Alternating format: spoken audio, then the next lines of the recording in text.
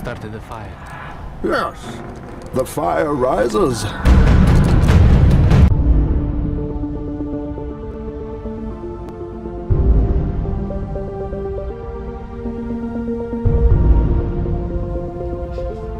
come you don't want me, man? I have failed this city.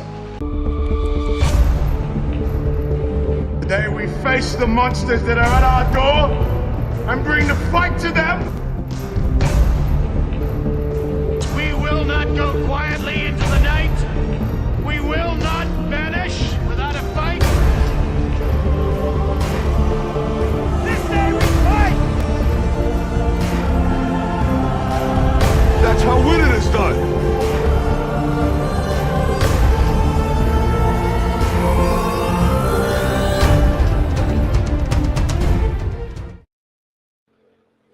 Hello, everybody. Welcome to the Friday night feature. It's been a minute since we've done a Friday stream. I am so glad to be returning. We're still not fully back, but we're definitely not out. And hope everyone liked the new countdown and intro. I gotta say, it is just so freaking hype. I absolutely love that. That was great. Yeah. See, like some people, they like, hey, this is what they do a trailer where it's like, hey, this is what we do. Isn't it fun? I was going for vibes. I was going for like the emotion of it. And I think, like, it's just, I nailed it. Boom shakalaka. So we got some comments. So Jason's like, I was early, boo. No. Also, Jason Ingram, this is literally for you. When you said you were going to take a nap, I literally went and grabbed this clip. I finished my nap. That is for you. You finished your nap. Good job, buddy. Oh God. Okay, so I showed off some of the comments during the intro. It's good. Thank you. So joining me on this this fiery crusade, we have the Emperor's favorite. We have War Master. Hello, everybody. It's good to see you again. Yes, he is returning to the feature. So we're going to be doing some Jurassic Park stuff, but we got a few things to cover here. One of them's kind of sad, to be honest, and then the other one is, say, kind of screech-tastic. But yeah, let's bottom out before we rise up. Let's go with that. So, when this came across my news feed today, I was kind of sad. Pretty sad. So I'm gonna read this. I'm gonna read this for you.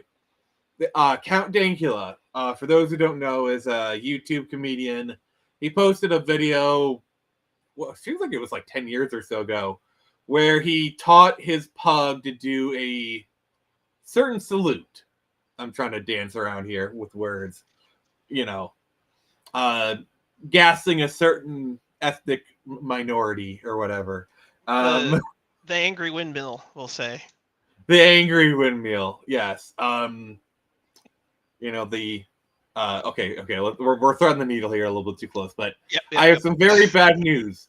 Buddha was put down today. Can I just say, Buddha is just such a great name for a pug. It really is. Just the wrinkly little face. Yeah. Buddha was put down today. He was 12 years old, had lost the use of both of his back legs, had lost control of his bladder and bowels, was taking seizures, and was starting to go completely blind, as well as a myriad of other health issues. They're only getting worse. He reached a point he could barely walk. We cared for him and threw money at vets as much as we could. Sadly, it wasn't enough to offer something, so we had to make different decisions. It happened at his home, with me and present. He had his last meal of pork and sirloin.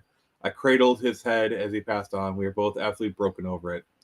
I owe my entire career to that dog. He was a great dog. A loyal friend. Can I just say 12 years for a pug is pretty good. Oh, yeah. I will say this, though. I'm going to, Buddha, we salute you. May you enjoy all the treats in doggy heaven. He has crossed the rainbow bridge. Yeah, it's always sad when dogs go. Like I didn't have. I mean, I'm a rat guy, but I've lost rats, so I know some of the emotion. But like I have rats for 2 years, and I feel like the connection between a person and their dog is a lot more intense, and it's a lot longer, because you get at least usually around 10 years with that animal, and 10 years with such an intense relationship is gonna be hard when you lose them. So, like, obviously, it's a life ambition of mine to own a dog, and I probably will own a dog at some point. But I just can't imagine how hard it's gonna be when that dog dies. Oh yeah. Well, I've mainly grown up with dogs, and it's you have them around 10 to 15 years, depending on purebreds usually don't. You'll get 10 to 12, but like a mutt, usually they'll stick around longer because they got honestly the better genetics. As ironic as that is to say. Yeah, and like the smaller dogs tend to live a little bit longer, I would say. Though, Yeah. funny thing is, I got a friend of mine. She has a husky that's 15, it's a husky Malamute mix, and she's 15 years old and still, like, she's got some problems, but she's still kicking. So 15 years old for that kind of mix is pretty good. Oh, that's sad, Raven. I've yet to experience, like, see, the funny thing about cats is cats live on average like 18, like 20 years for a cat is pretty average, I would say. I've 15 to 20 years, I would say. Yeah. I mean, and of course, it depends on the cat, but yeah, I've typical is 15, and then there's a cat that I had when I was living. Well, she was like a street cat that adopted the house, and so we just kept feeding her, and her name was Boogers because she always had lots of eye boogers, and she had 6 functional toes on each foot.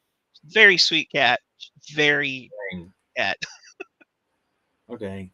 So Nathaniel Brown says he made it. Awesome. Yeah, so Buddha, we salute you, and my heart goes out to Dankula and his family, and yeah, if you could go on to his thread and give him your well wishes, please. I don't know how much that'll help, but it's the only thing I think of doing. I mean, like, golden retrievers are like the best doggos. Can I just say, I wanted to have a cheetah as a pet. Just Especially, giant. Yeah, they're just giant cats, and like they're actually somewhat friendly to humans. And also, like, have you heard a cheetah meow? I have. It is the most fantastic thing ever. Okay, let me look up a video real quick. Like, One thing cheetahs don't have any sort of roar or whatever. Right, I know that. Like, okay, there we go. It is like, it's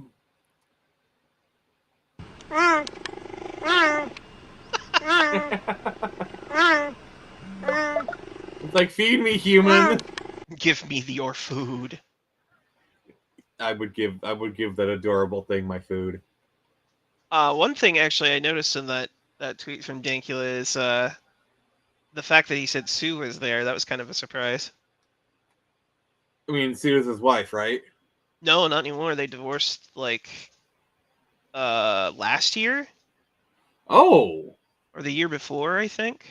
That's weird. Unless that changed, and I missed that part. But last I heard, him and Sue had divorced. I would think, like, after going through the trial, they'd be pretty thick. Because, like, if there was a time to abandon your husband, it would be during the trial, Right. But at least give her some props. She at least stuck through the trial. So, get, like, Oh, no. I'm not knocking her at all. Not in the slightest. I was surprised that, like, they were in a good enough place to where they could come together for that. Well, it was probably the dog, because it's like even if they divorce, it's like they might have, like, shared custody of the dog, or they both cared about the dog. So it's like they probably came together for the dog, I would imagine. Yeah. Oh, trust me, I've heard of stories like divorce settlements of, like, custody arrangements for the dog. I gotta be honest with you, like, I wouldn't mind a trash panda. Dude, a raccoon would be great, except they're little demons. Have you seen that video of the guy who he's kind of like sounds upset about it, but he's not really, but he just like adopts a raccoon. And he's like, comment that gets the most likes names the raccoon and stuff like that. And he talks about how he's a little demon and he's tearing up like toilet paper and stuff. Yeah, I think So I think raccoons are in the process of domesticating themselves. I don't know. I think in like 100 years or so, raccoons as pets will be pretty common. I mean, why not? I want an octopus, but like, oh my gosh, I've actually seen videos of people who have like octopus pets and like they play with them, they do puzzles. Octopus are very smart. They're very smart animals. Oh yeah, they'll straight up get out of the tanks and throw stuff at their keepers. Yeah, like they can be out of the tank and crawling around on the floor, like not forever, mind you, but like for a short time. Yeah. Oh gosh. So yeah, we beseech thee. So now how about we rise? How about the magical moment itself? So raccoons like to get into, yeah, because that's where the food is. Yeah. Yes, they are on the list of sentient beings. I would not be surprised. I wouldn't either. All right. So I'm about to play the trailer. Just to let you know, the trailer is scheduled to go live on Twitter at 7, and then it'll go live on YouTube at 8:30. If you're a channel member, you might have actually already seen it, because it's been live for channel members for some time. But War Master, would you like to see this Creature number 4 trailer? Yes, sir. Let's see it.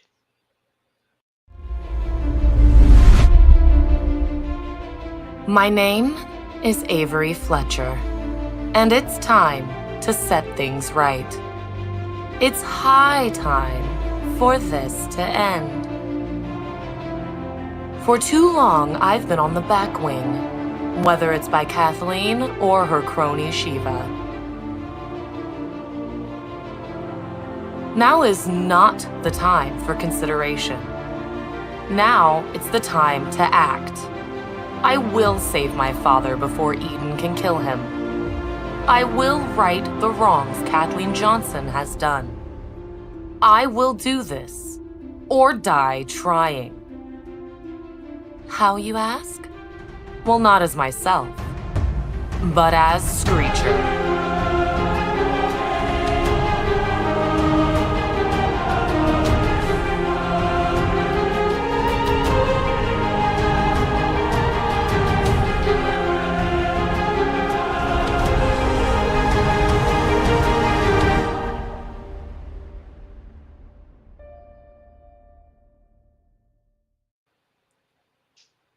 Very nice. I love the swelling of the music and everything. It's great. Mm-hmm. So, credit to Lost Lenore, who did the editing on that. That was money very, very well spent. She also did the voiceover on that. Lenore actually did the voiceover for all 4 Kickstarters so far. So it's like, I wanted to at least close out because issue 4 is the closeout of volume 1. It's the final issue. So if you've been waiting for the full story, here is your chance. This is it, okay? The end of volume 4, and I will have a catch-up tier. So if you want to just get the whole story all at once, here is your chance. I will be doing a trade next year, but it's like, come on, man, you don't want to wait. Double dip if you have to. So October 3rd, we're launching it. We're launching it right on this channel. We're going to do a launch stream. October 3rd. It's going to be me and somebody else. I haven't figured that out yet. And as for the progress of the book, we've been stalled a little bit because I'm getting money together. I did pay for the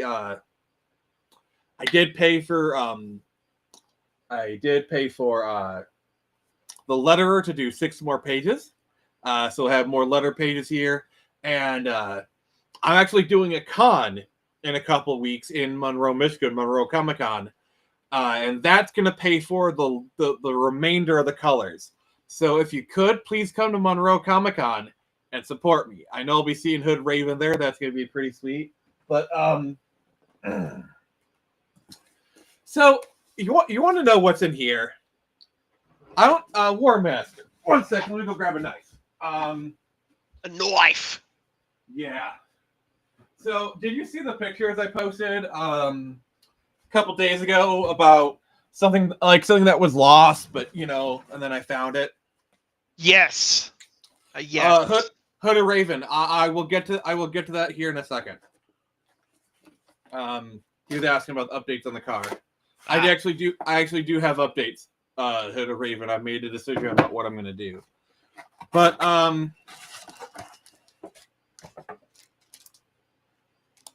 nice.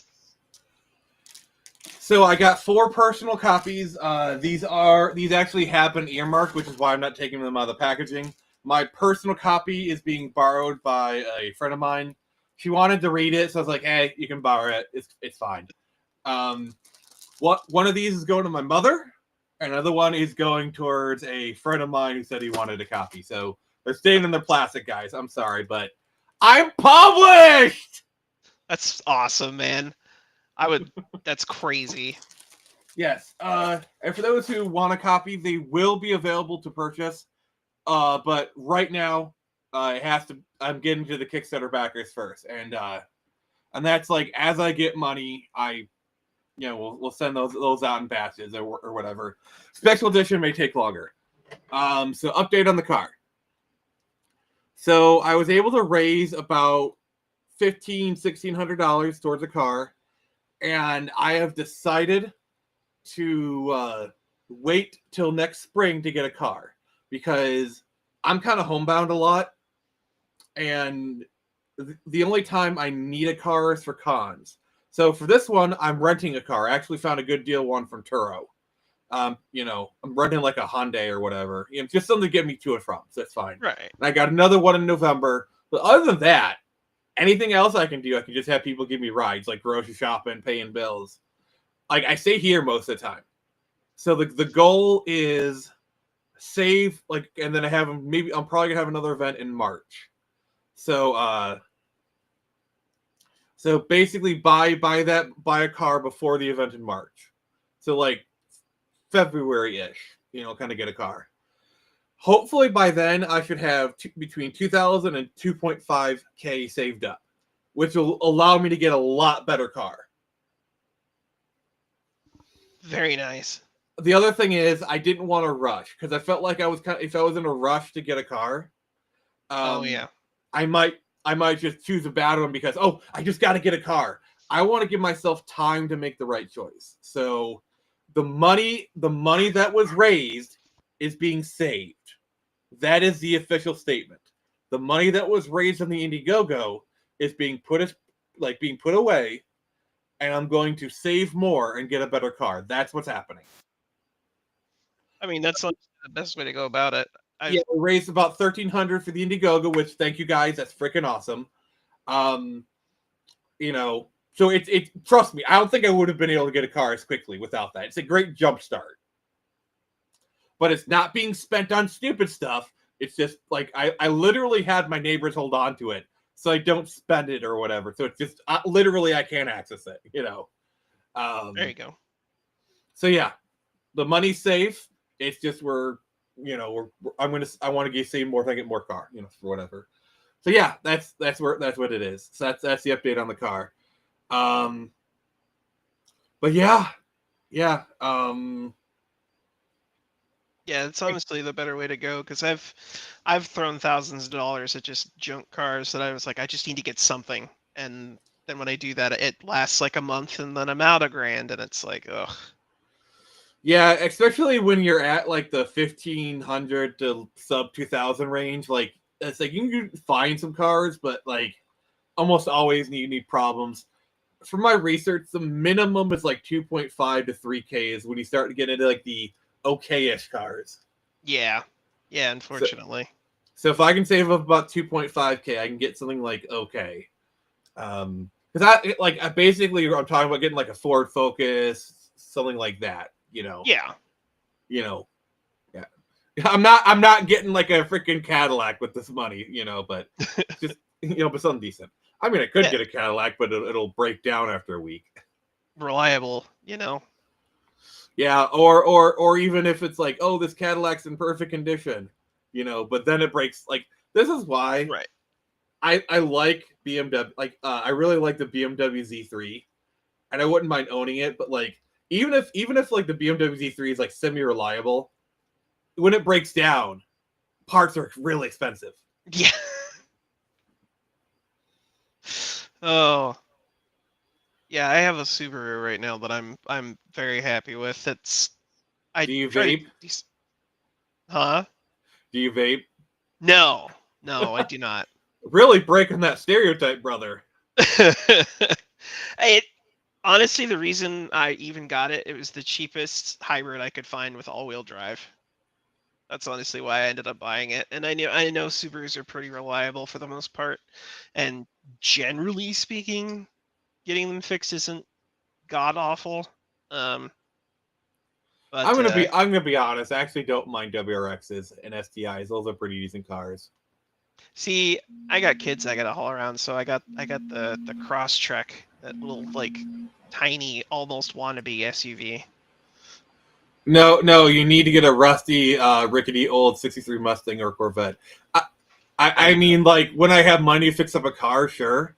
Like, actually, I'll tell you what. Like, when I have the money to get like a secondary fun car, I'm getting a '99 to '04 Mustang GT. That's what I'm getting. One, because I love Mustangs. Two, because I love the new Edge. Three, because Mustangs, there's a billion of them, so parts are cheap as dirt. Two, all the mechanics know how to work on them, so like they're cheap for parts, cheap to fix, easy to source parts, and as a weekend car, it's a pretty good one because like I'm not trying to like set lap times. I just want a cruiser, so it's like maybe put a muffler and a sound system in there. That's my modifications. Kaylee Chow, I am just giving some updates on where things are at. So as far as the Friday streams, we are still going to do the features at the end of the month. I'm still looking for a co-host for the Friday stream, so I want to bring the Friday at Frenzy back. I was actually talking to War Master, and we will be doing a Friday night feature at the end of September. Yep. We're doing Titan AE. But It's in a minute since I watched that. Oh gosh, it'll be so good.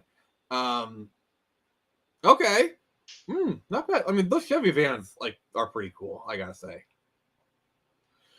But let's answer the question: do they move in herds?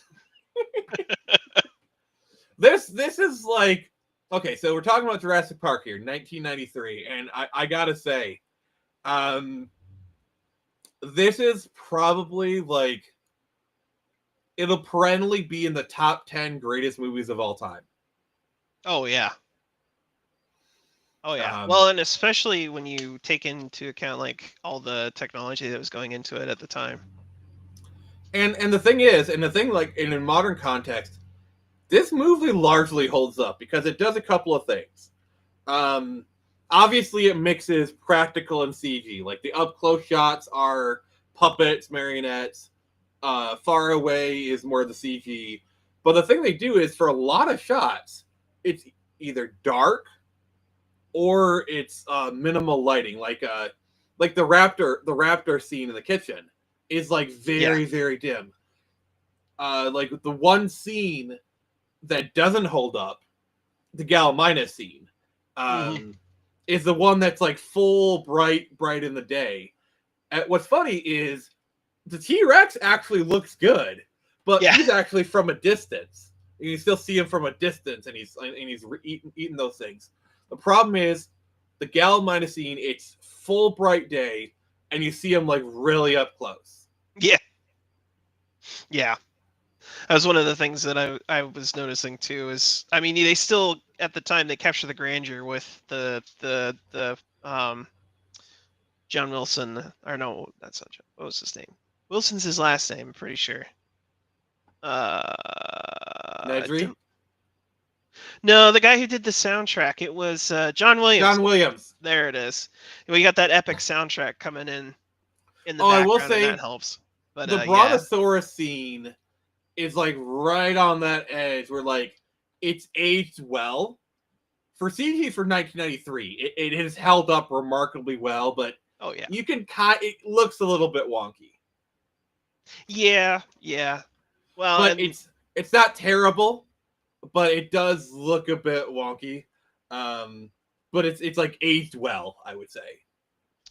yeah, very much so. Well, that's kind of one of the reasons I like it when you see like practical effects like that is because and mixing it in with CG, especially if they take their time doing it. Because I was reading, because I went a little deep into it. I rewatched it today because I haven't seen it in I want to say 10 years. How dare you? It's I only have so much time, man. I only have so much time. But I took some notes on it, and then I went and I was like, I'm going to kind of dig into the background of it a little bit. And I want to say that when they were talking about rendering the animations, they said something that like a single scene took like 6 hours, or a single frame took like 6 hours to render for these animals. And I'm like, that's insane. Oh. Yeah. And then also like, so let's just kind of put this like, your phone, like just the phone you have in your hand, doesn't matter what, like all of you guys, okay, no matter what phone you have, your phone has probably about 10 times the computing power that they use to render Jurassic Park. Yeah. At least 10 times. Oh, easy. Like, it doesn't matter what phone you have. Your phone has 10, like, to render Jurassic Park, because, oh gosh. It's just wild to think about. Like, I mean, heck, your 3DS, your Vita, maybe even a PSP has like more, okay, maybe not that, maybe that's a little bit too much. But your phone for sure. Yeah. It's wild to think about. Like, yeah. I remember hearing this thing where it's like, did you know the total amount of storage space they use for the CG in the Abyss was just 900 megabytes? Oh, Jesus. Now, granted, this was 900 megabytes in like 1988. True. But still, it's like, oh. John Williams said, I never liked film music that much. And then proceeded to do it for the next 50 years.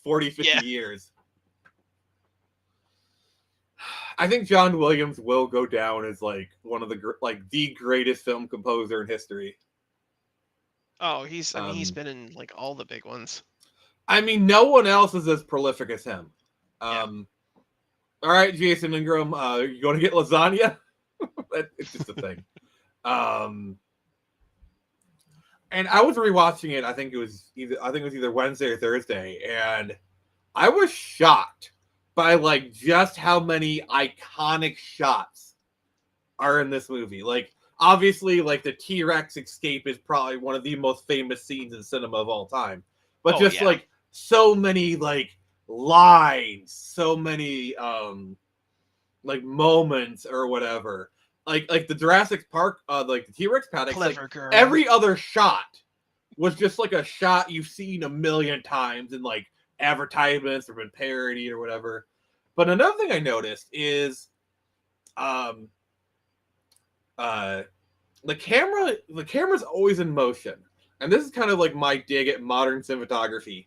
The problem I have with like modern filmmaking is the camera stays way too still. In modern filmmaking. Yeah. Whereas this one, it's kind of like always in motion. There's always those kind of zooms in.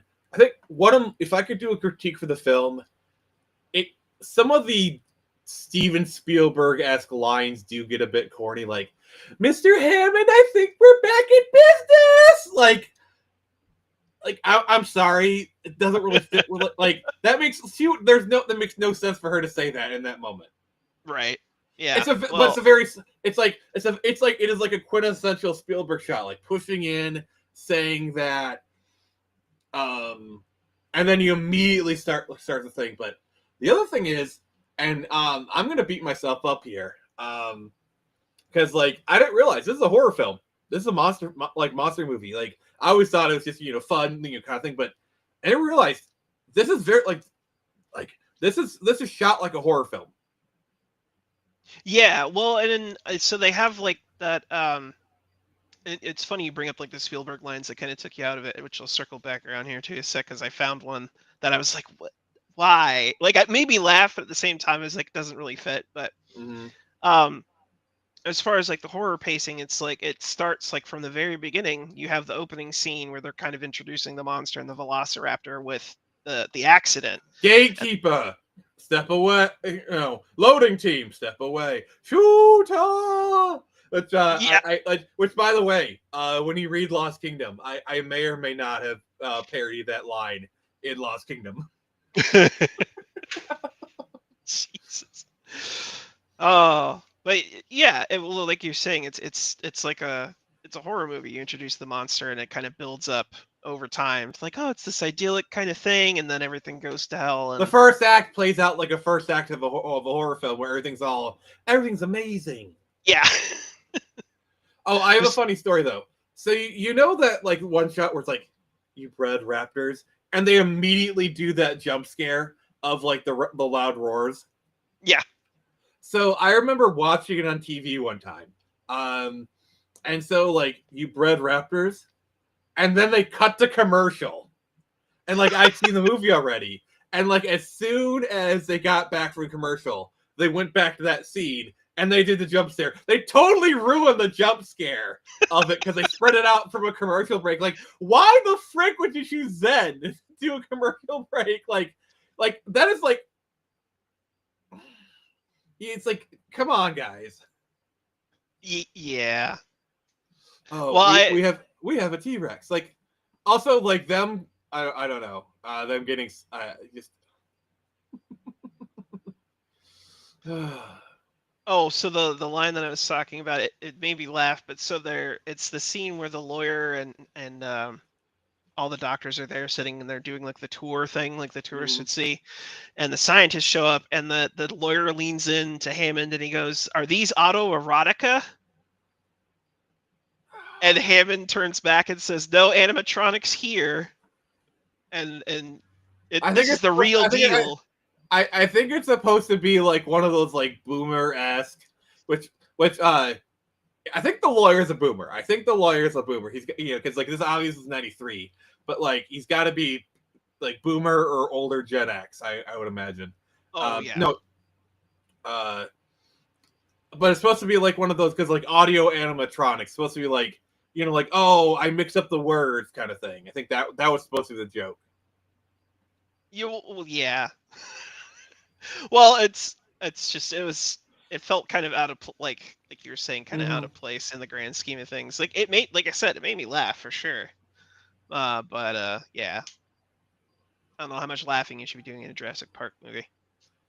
I know some of it. Like one of my more favorite lines is like Hammond's like, well, lots of parks have problems. When Disneyland, it's like, well, when Pirates of the Caribbean breaks down, the pirates don't eat the tourists. Also, can I just like say, there's this one very unnecessary shot of like Ian Malcolm's just sitting there aura farming, like he's sitting there for like a Playboy ad, like dude, we get it, you're sexy as frick, but like why do you just sit, like he's just aura farming, he's literally just sitting there aura farming or whatever, like he's doing like it's just really it's just really funny that and like they linger on it for like way too long. They do. Like I didn't remember how long they actually lingered on that shot with him like just laid out and he's all like glistening and shit. And he's like posing or whatever. Yeah. Like, he's got that.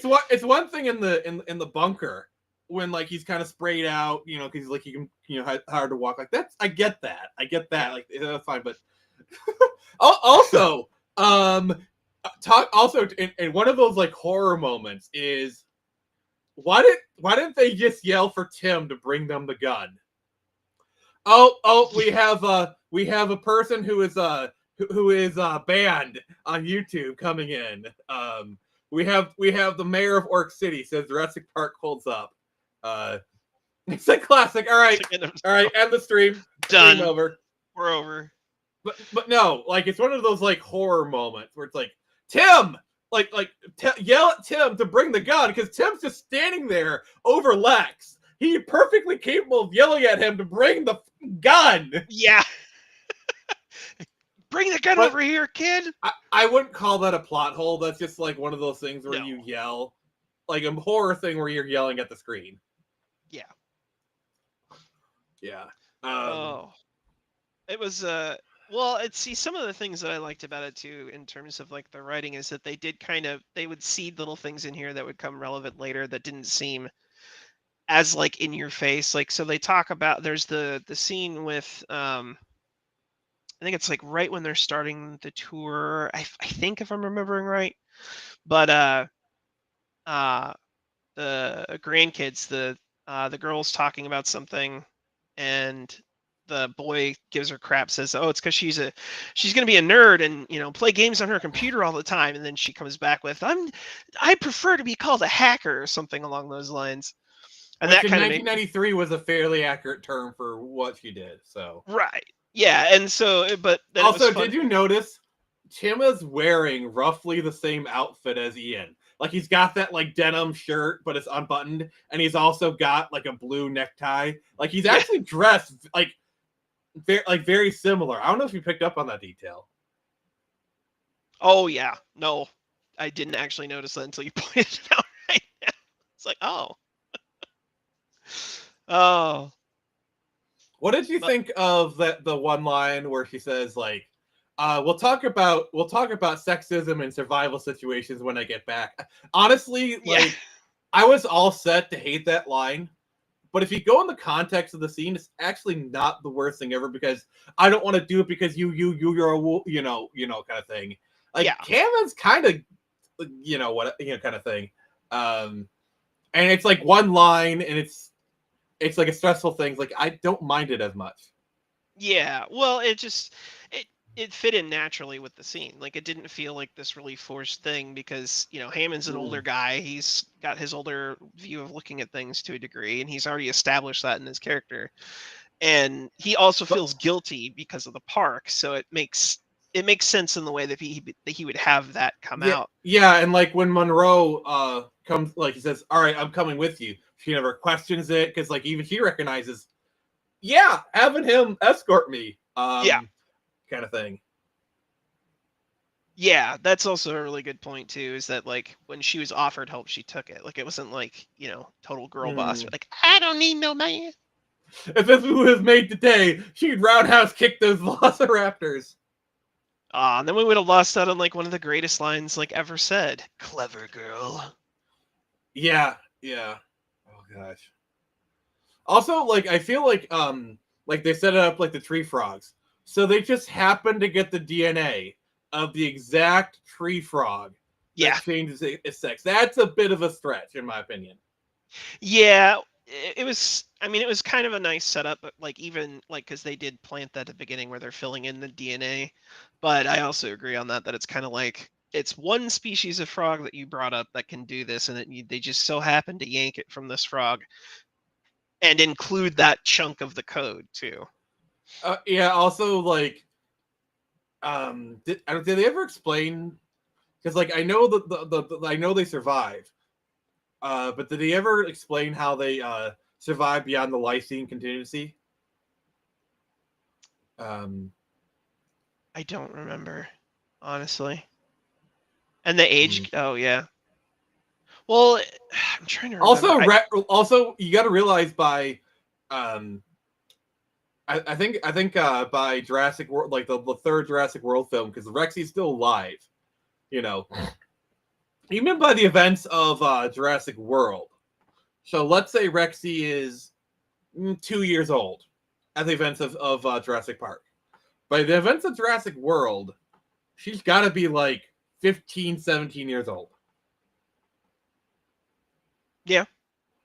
like, do T-Rexes really live that long? I mean, I don't, I have no idea. I wouldn't think they Does would, anyone know?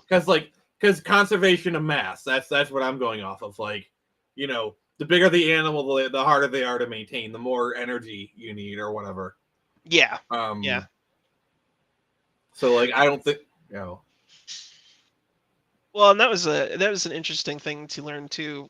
When I was a kid, anyway, I was like, oh, somebody had mentioned that the atmosphere couldn't support things that big, like our current composition of atmosphere, and I was like, what? How does that make any sense? But it's kind of an interesting to think about thing that they would have had to compensate for, because we don't have. I think we would need more nitrogen in our atmosphere to like have these big things exist, at least in that current form or in that form. That was just kind of always a little interesting thing to think I mean, about. like, well, the other thing is we know they did a lot of gene splicing on them, so it's perfectly in line that they altered the DNA that they could accept the atmosphere. Like that is perfectly within the realm of possibility. They're already editing them, as far back as then. So That's true. I just did a quick Google search, and a Tyrannosaurus Rex likely lived for 28 to 30 years. The oldest known specimen, Sue, being 28 years old when she died. So, okay. All right. Like, Rexy being alive is perfectly understandable. Nathaniel mentions the age gap between the two main characters. I had seen a blip about it. I never actually saw like how much of an age gap there was, though. This might be one of those things where, like, older generations age faster, kind of thing. Like, how old was Ellie?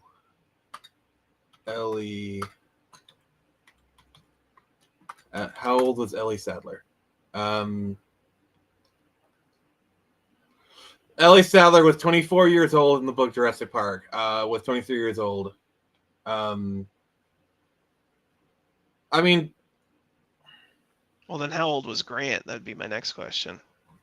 how old was Grant in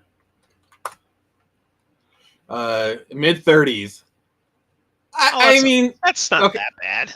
Well, first off, okay, I'm just gonna say this. Once you get past 24 years old, it doesn't freaking matter, in my opinion. Like, yeah, mid-20s.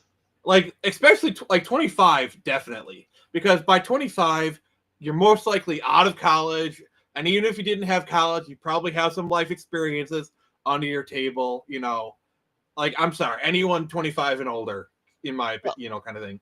Well, and literally your brain has like reached its full maturity at that point too. Like there's And also, women's brains develop, like, I think men's brains fully develop by like late 20s, women is by like late teens. So, like 23, like, let's say at best 35 and 23. Like, it's not that bad. That doesn't seem crazy to me. Now, if they had been like she's like 19, I'd be like, okay, there's some Like, also, like, as far as the power imbalance, I don't think she was like a student or an intern. It seems like he was just another part of the dig. Like, he was like another scientist on the dig. So it's like, as far as power, it seemed like they had like equal power or something. Yeah, they were partners in whatever that dig was, clearly, because I mean, Hammond ended up inviting her on the spot after he's like, oh, he knew who she was. You're what did she say? Paleobotanist. Paleobotanist. What? Yeah. So, like, clearly she had the same credentials as Grant. Also, who she was. Also, Hammond has been cloning prehistoric plants as well. Where did he get the DNA for those plants? Like, remember, like, this carnivorous has been extinct for like 40. Like, it's just a detail they just throw in there, and then it just don't elaborate. Right. They got it from the mosquitoes, clearly.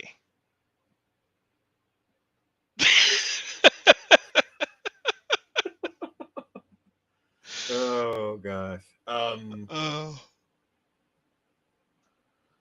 Oh man. It was good though. It was good to see. I like seriously 10, 15 years since the last time I saw it. I love the subtext on this film. Like, this film is definitely a movie where it expects you to be intelligent, to kind of read between the lines. Like, when Nedry is having the argument with Hammond, it's Nedry underbid for the job. So it's kind of his fault that he's getting underpaid, really. But at the same time, Hammond expects one person to do all, like, Nedry's doing very, like, extremely cutting edge work, like bleeding edge work here. Yeah. Should he get paid more?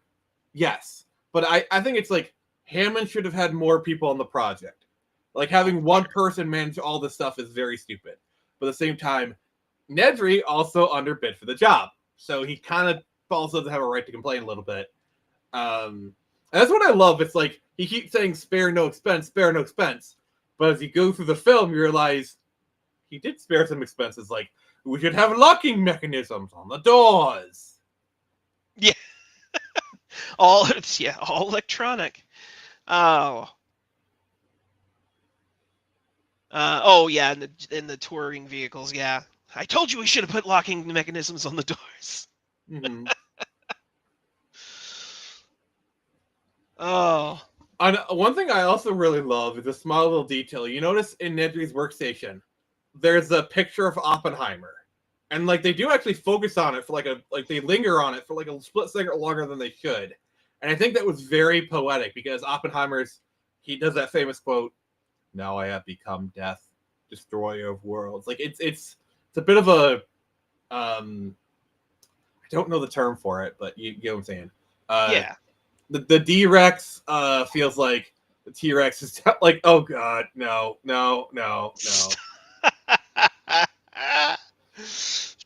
Oh. Demonetized. Yes, we are totally demonetized now. Let's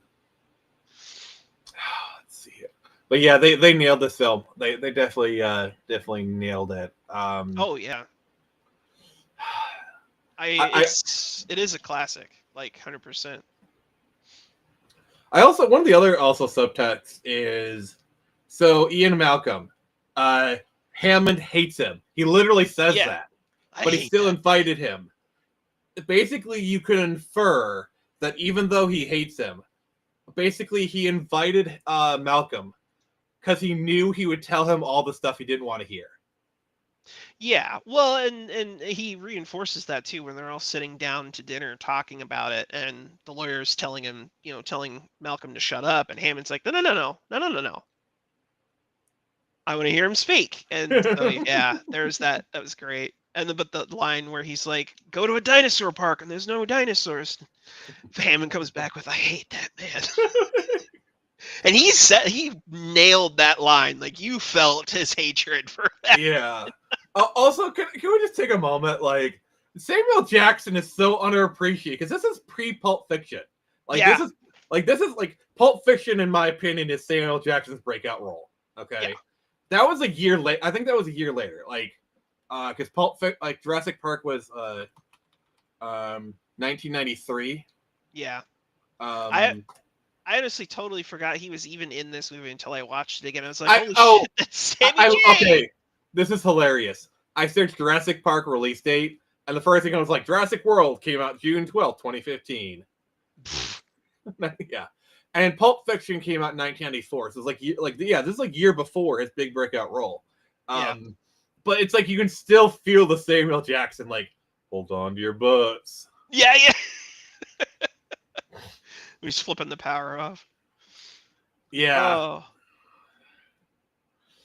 Yeah, there's just some shots that go way too hard. Like, one of my favorites is when he's like tapping on the computer and it's just a shot of his mouth.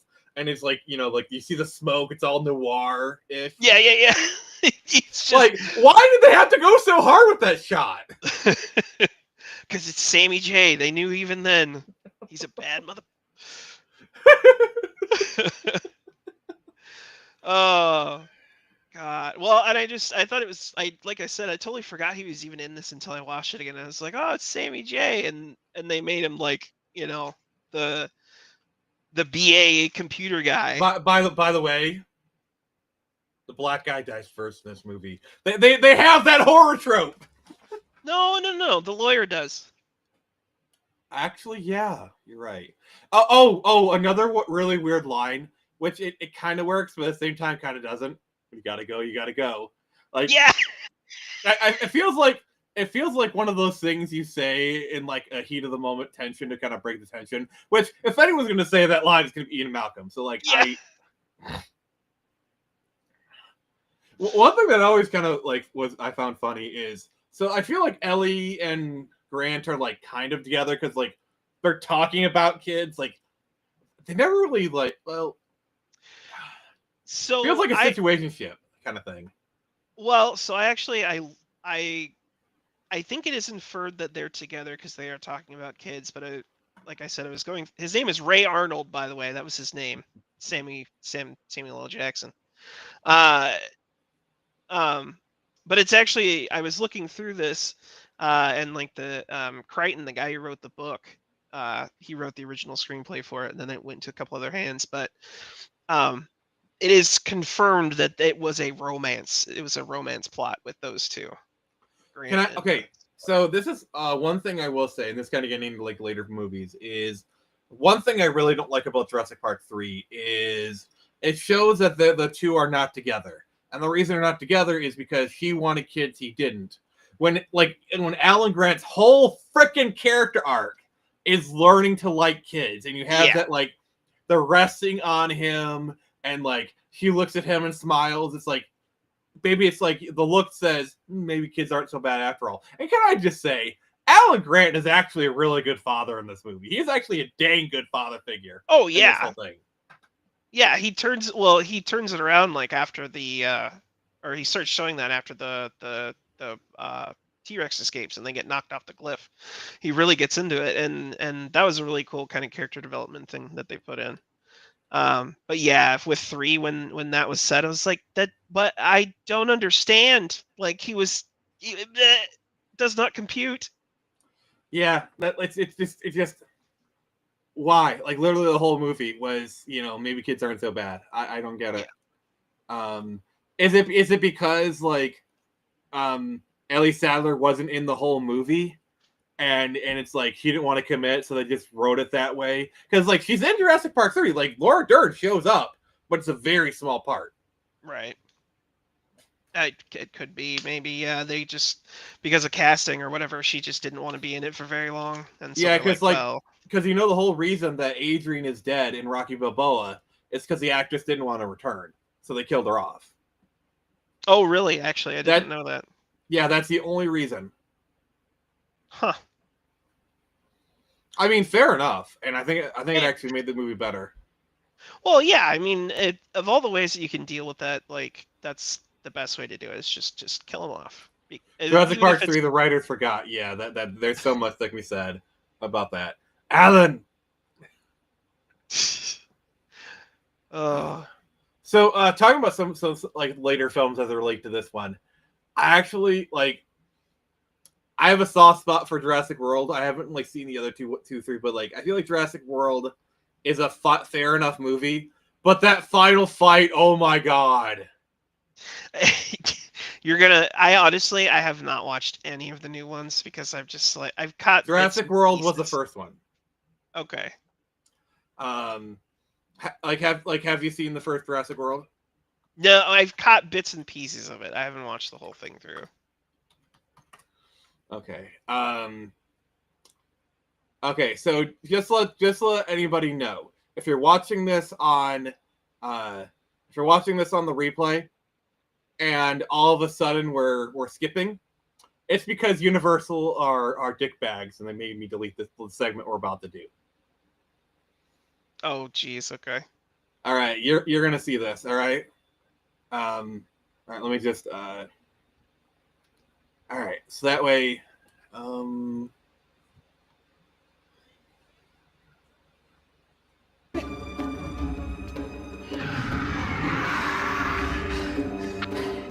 it, Larry, be a man and do something for once in your life. Why'd you have to make it personal? Sorry, I'm gonna be jumping around to try and Yeah, you're fine. I get it.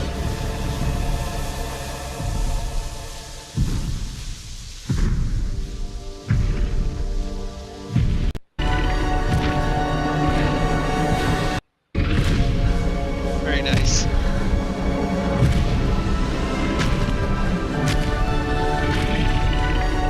I like how they just kind of brought in the original theme real quick. Yeah. And by the way, that is canonically the same Rexy from Jurassic Park 1. Oh, really? It is lit. No, it literally is. That's awesome.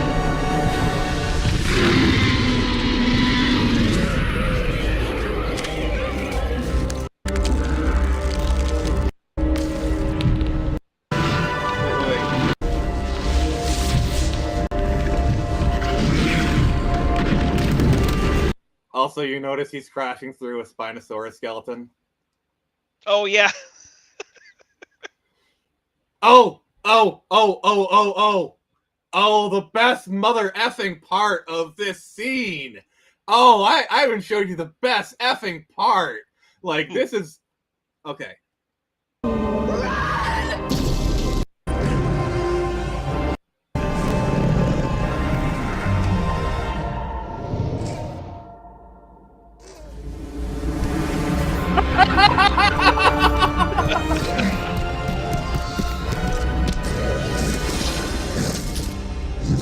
It is so mother effing stupid, but goddamn do I love it! It is so stupid! It is so ridiculously stupid, but goddamn do I love it! Like, so it's the parallels, because, by the way, that's Blue. It's like one of the raptors, you know, he had trained, you know, kind of thing. Right. But it's a parallel from the first movie, where, like, the T-Rex came and destroyed them. So now you got the raptor and, like, the T-Rex teaming up!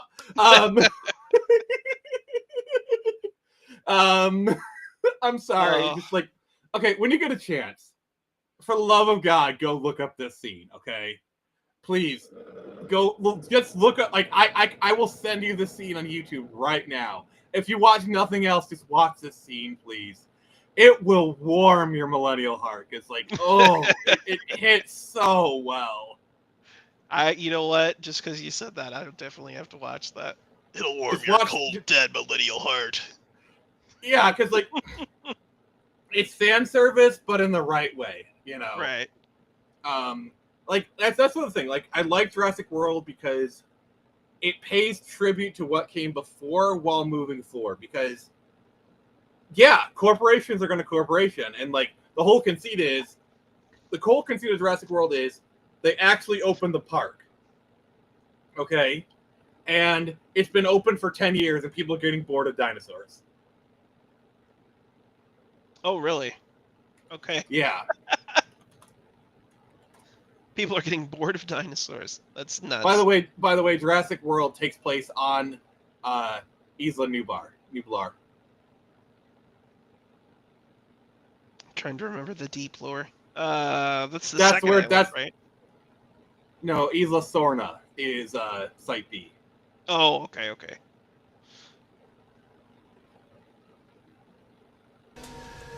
Do you recognize that door? Yeah.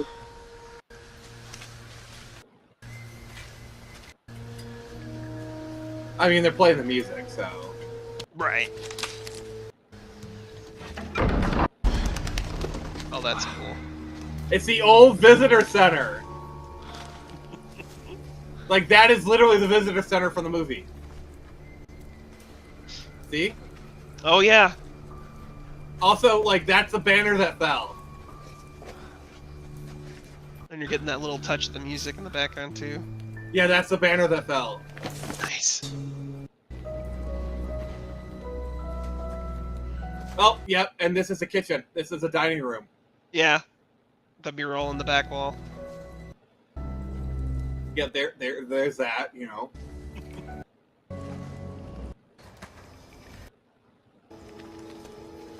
And this is, like, the one part of the movie where it's like, see? The goggles. So the way they get back 92 Jeep is... Wrangler Sahara, Sam Beige. 1992 Jeep Wrangler Sahara, Sam Beige. He's Hollywood autistic, sorry. Ah. You know what I mean by that, right? Yeah, yep. So, like, this is the one part of the movie that's really kind of stupid. So, what they do is they use 20-year-old gas to fill it up, and they kind of, like, the fixing up the Jeep, like, getting it to run, I could maybe buy that, you know what I'm saying? Like, Yeah. jumpstart the battery, maybe do some stuff. Like, okay, that's plausible. But 20-year-old gas, Right. you Yeah, know? you need to put stable in it to get a year out of it. Like, come on. Yeah, there's no way that gas works. I love that scene. It's cheesy and score, but yeah, that's exactly what it is. The music, yeah. So, War Master, I do recommend watching Jurassic World, at least that one. I will give it a shot. Um, I will definitely give it a shot. One of my favorite. One of like this is. I feel like this film kind of just it knows what it is. Like it kind of braces like the cheese ball of corniness, like because like Chris Pratt is like the Raptor Whisperer, okay? And so there's a scene where they're tracking down the I-Rex, and they let the raptors out to sniff it out, and he's on a motorcycle, in the jungle. The raptors are running alongside him, and like he looks at it, and he just smiles, because I'm sorry, like it's like the coolest thing he'll ever do. Dope. Like leading a pack of raptors. Yeah, it's I don't know. Like there's kind of like we know what we are kind of this film, and they're not ashamed of it. Yeah. Okay. Well, you know what? I will definitely give it a watch now. I'm interested. Yeah, so we might review all the other Jurassic Park movies just kind of really quick. I want to kind of go through a few other ones. So, Lost World, I think is fine. I think they definitely go more into like the horror aspect. One of my favorite like cuts is the woman comes and the daughter, she screams, and it's Ian Malcolm just yawning. Yeah. Oh yeah, with the compies in the opening scene, right? Yeah. It's been equally as long since I've watched Lost World too. And then my favorite line from Jurassic from Lost World is, he doesn't even have Sega. like that line. Even when I was a kid, I was like, oh, she said Sega. Like you know that Sega probably paid the production a good amount of money for that line. Right. Which, if you look at it, the Sega Genesis actually did get quite a few Jurassic Park games, and they were actually pretty good too. I remember playing. I can't remember if it was because I had like the I had the Sega Genesis / Sega CD mix, Sega Saturn mix. You had the CDX, Sega CDX. Yeah. No, wait. You had the Sega Genesis / Sega CD, right? Yeah. Where it was like all kind of combined in like the small little unit. Yeah. Do you still have that? No.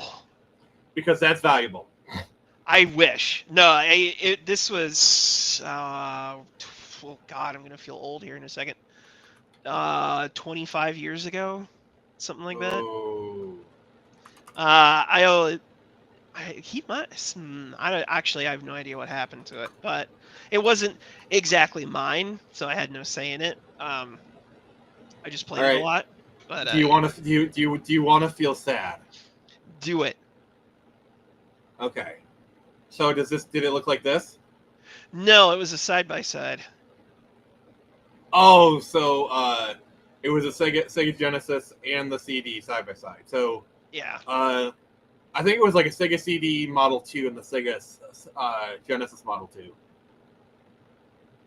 Because there's a Sega CD Model 1, and they're like and they're like on top of each other, and the Model 2 is they're side by side. Yeah, it had to have been the Model 2. I'm trying to look for it now, but I'm pretty sure. Let's see here. It was probably this. Yeah, that looks right. Yeah, you said the side by side. Yeah. Yep. The Tower of Power. Sure. Mm-hmm. But yeah, I think here. But yeah, the Dilophosaurus attack was like, I love how like, oh gosh, Steven Spielberg is a director that just does not know excess. Like, No. like when they spit him with the lightning, and when they spit him with the acid, and like he does that, the lightning crashes down, like, and then also it's like, oh, he's in the car, and then they do like that whole like the pull away thing. There's like, this is the closest I think Spielberg does to make a horror film. Yeah. Well, and it's basically using all his Jaws tricks. Yeah, well, it was kind of funny with that too when she's in the when Sattler's in the power room and the raptor just pops out through the cables. Also, one thing that's really stupid if you just take a second think about it. Oh, Mr. Arnold, and like, so the arm was like, is the body just like a few feet down that way or something? Like, Yeah. Why is the arm fully intact but it's chewed off? Like, and like up on the thing too, like up on the. Like, I get the raptors are smart, but I don't think like that kind of psychological stuff. Like, it just doesn't make any sense, you know? Right. It felt like done just for the sake of like getting that shot of her like freaking out over finding like. It was more so it felt like it was confirming he was dead. You know, so she had to find the chewed off arm, so we knew what happened to him. Is he's dead now? He was eaten. I mean, yeah. I feel like there was other ways they could have done it though, but I get what you're saying. Just felt a little cheap. No, I 100% agree. I'm just that's what I'm saying. It came off as like it's just like kind of this. Oh yeah, here you go. He's dead, and it definitely could have been done a lot better. But yeah. My big thing is too, it's like, oh, was he like holding it and he got his arm chewed off and then it just stayed there, you know? Yeah. Oh. But it was really funny was when you were mentioning earlier with how there's just like so many iconic scenes. The one that I immediately was like, oh God, there's a meme of it was with Nedry sitting in wherever he was, and that guy comes up and he's like, see, it's whatever he said his name, Dobson. It's Dobson. Yeah, it's always funny when you're so used to a meme and then you watch it. Yeah. There's so many in this movie. Also the fact that like if you ever watch Independence Day, Jeff Goldblum says, must go faster, which I have to believe was like, oh, you're in Jurassic Park, say your line. Yeah. drop that little Easter egg in there. So one thing that there is one big mistake in this movie. It's the T-Rex Jeep. You think they have that on the tour? So they go down there to look at the car, okay? But Ian Malcolm is up there, you know? Yeah. And he sees like the T-Rex. But when they're coming towards him, they're very much not down there. Yeah. They're very much not up there. Yeah. They're running. You know? They're running at him. They scaled that cliff in like 2 seconds. Like, no, the Jeep somehow moves from top there to down there. Oh yeah. Because the surroundings are very clearly not that same area. Right. I don't know. It's just one of those things. Like, I know, like the whole like, oh, how is the T-Rex here, and then the ravine there. But they did kind of explain it where like. It's like this is the T-Rex area, and this is like the basin. That I can buy. That I can buy because, you know, like that area, and then like over here is where the waterfall is. You know, kind of the drop off. Yeah. So that's fine. Like they even showed a schematic. It is not really communicated well on the film, but you could kind of infer enough of it. In my opinion. Yeah. It's a teleporting Jeep. Like, that's just standard feature in a Jeep, right? Just teleports. Oh. Another like Austin referenced is the T-Rex. The T-Rex in the mirror, objects in the mirror, maybe closer than they appear. Like that is a classic Spielberg joke right there. Oh yeah. Well, I mean, it showed up like My it showed up favorite was in Toy Story. Yeah. Oh. There's even Just- they even did like I don't know if you played the Sega Genesis game where they redid that scene.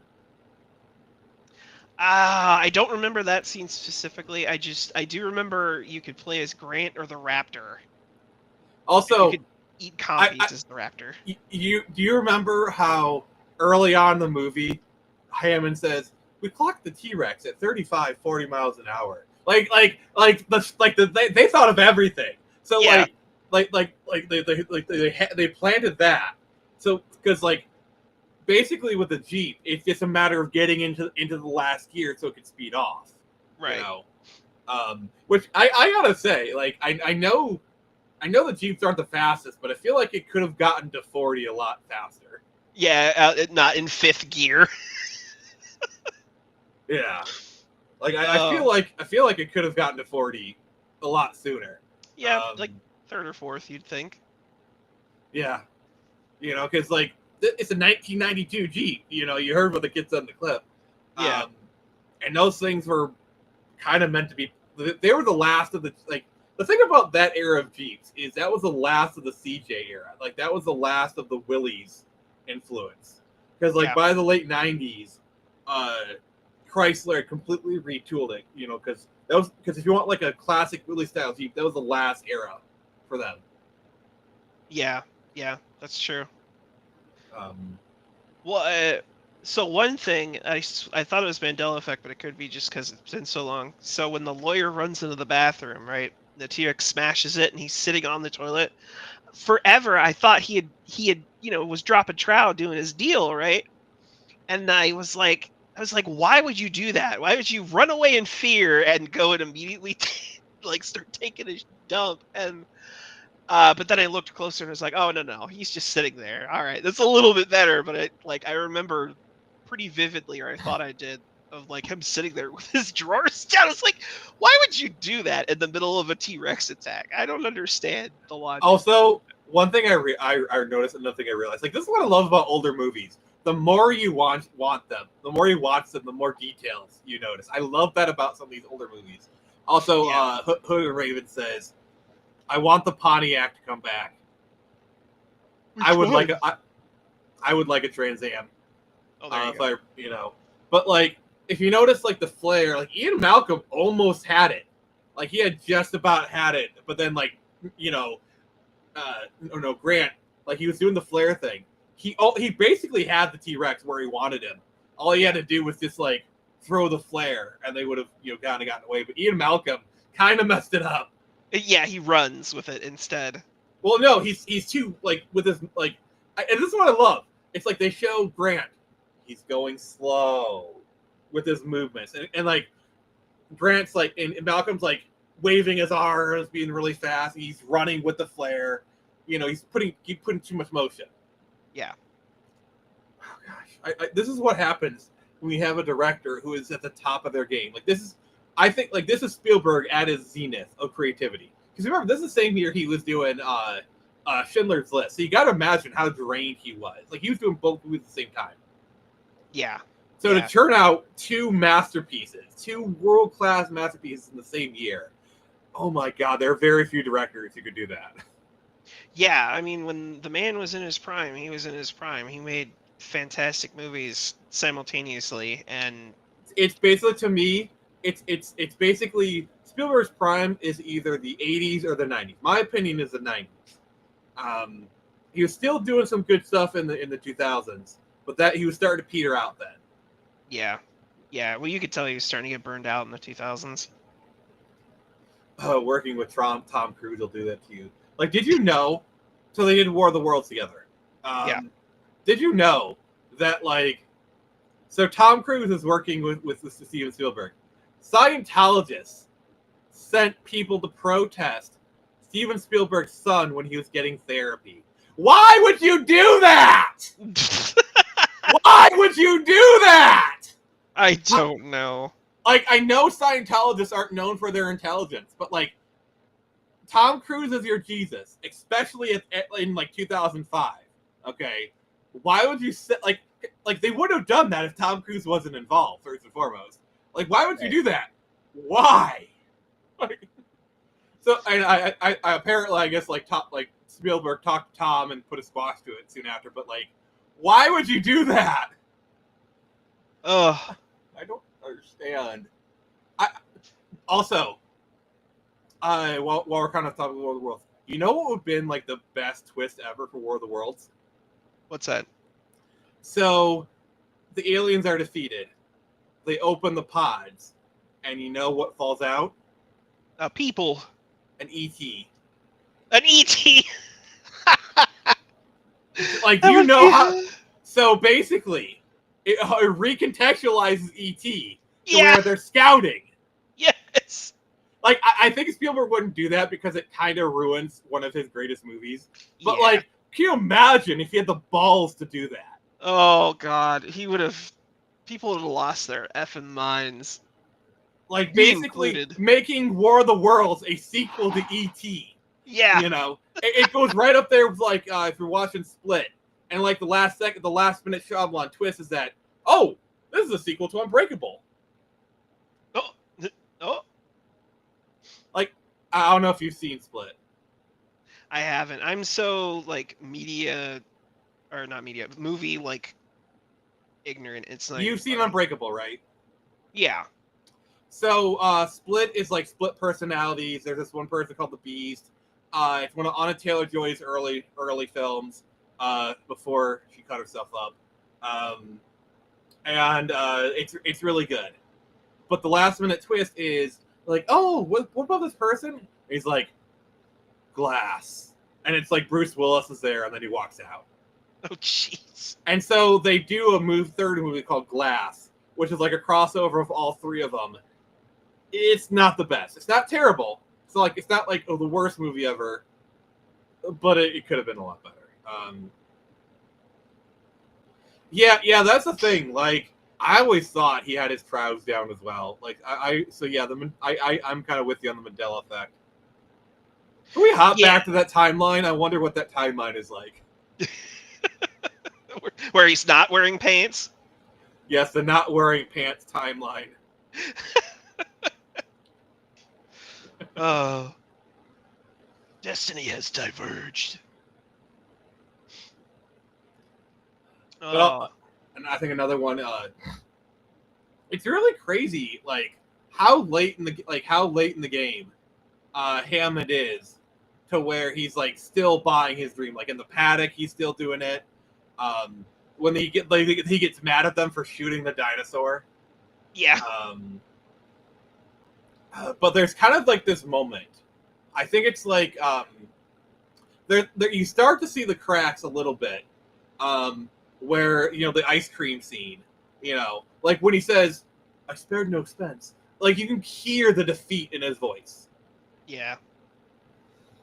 But the thing is, after that, you still see him kind of doing that. But, like, I feel like there's kind of like this moment where, like, you see a look in his eyes.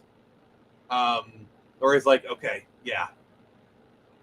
Yeah. Well, and then he says that out loud, too, like right when they're getting on they get in the Jeep to go get on the helicopter. That is one of those like out of place lines, you know. But it's like it's kind of like you just had a great action scene. Let him have that. Let him at least have that line. You know, it's like, I'm sorry, I am a sucker for like a nice one-liner after a great scene. You know, like Mr. Hammond. After careful consideration, I've decided not to endorse your part. And he just like, you know, he's kind of like the way he moves his face, like, me neither, you know. Yeah. Like it's just one of those like let off some steam, Bennett. It's like one of those like classic kind of things. Yeah. Hood Raven says, "How do you know they're all female? Do you go out the park and look at their skirts?" Sadler, "Are you married?" Malcolm, "Occasionally. I'm always on the lookout for the next future Mrs. Malcolm." Oh God. That was actually Grant, by the way, who said that. Are you married? Because there was there's the whole bit where Where Malcolm is like, oh, he's a chaoticist or whatever. He's all into chaos theory. Yeah, and she's like, oh, what is that? And he's like holding her hand and dripping water on it and like touching. If they're together, why is he putting up with that? Like, seriously, he's very clearly putting on the moves. Right. And then that's where that line comes in where he goes, "Are you married?" And he goes, "Occasionally." Also, let's be honest, Sadler was into that. She was very clearly into the whole thing. Oh yeah. Well, either she was actually interested or she was doing it just to piss Grant off. Oh, either or. Oh gosh. Oh man, he is like it's crazy. Like Jeff Goldblum when he gets into stuff sometimes. I don't know what it's like. Like just doing those Jeff Goldblum like. So there's Arnie noises and there's Jeff Goldblum noises. Yeah. I do love his performance in Lost World. He is just done with everything. He is just done. Yes, I'm over this shit. He's like, we're not making the same mistakes again. No, you're making entirely new ones. Like, he is calling him out on his shit, like, right there. And I love, like, oh, gosh. Like, oh, it's always ooh, ahs first. And there's running and screaming. Like, Ian, like, oh, God. Ian, like, yeah, must go faster. Yeah. Let's go. I mean, what millennial hasn't said that in their car at some point? Oh, right. Like, what person sitting next to somebody where it's like, must go faster. Like, come on. We've all said it at least once. It's just one of those lines. Oh, gosh. Can we take a minute to talk about Grant scarring that child about velociraptors? It's so unnecessary. It really is. He's it's just so like unnecessary. He's such a dick. He scares the crap out of this kid, and he's even got the claw. He's like, oh, he'll open you from here to here, or from here to here, or maybe across your belly to explode. And like, even like Ellie Sadler immediately afterwards calls him out on it. Like, yeah. Is it really necessary? Oh, like, and that's a hell of a lead way into like that very clearly shows that he does not like kids. Oh, so fun fact. So when they're going up the stairs and Grant says, I think I might be out of a job, that is actually a reference to visual effects supervisor Phil Tippett. Because Phil did all those claymation stuff, because originally it's supposed to be claymation. You've probably seen the test. So when Phil saw the first CG animated test of dinosaur, he said, I think I'm out of a job. So that's actually what the line is a reference to. Oh, that's also funny and sad. Also, the Malcolm in the Middle kid. That's what that kid looks like. Which one? Frankie Muniz, or it's kind of a bit too pudgy to be Frankie Muniz. Oh yeah.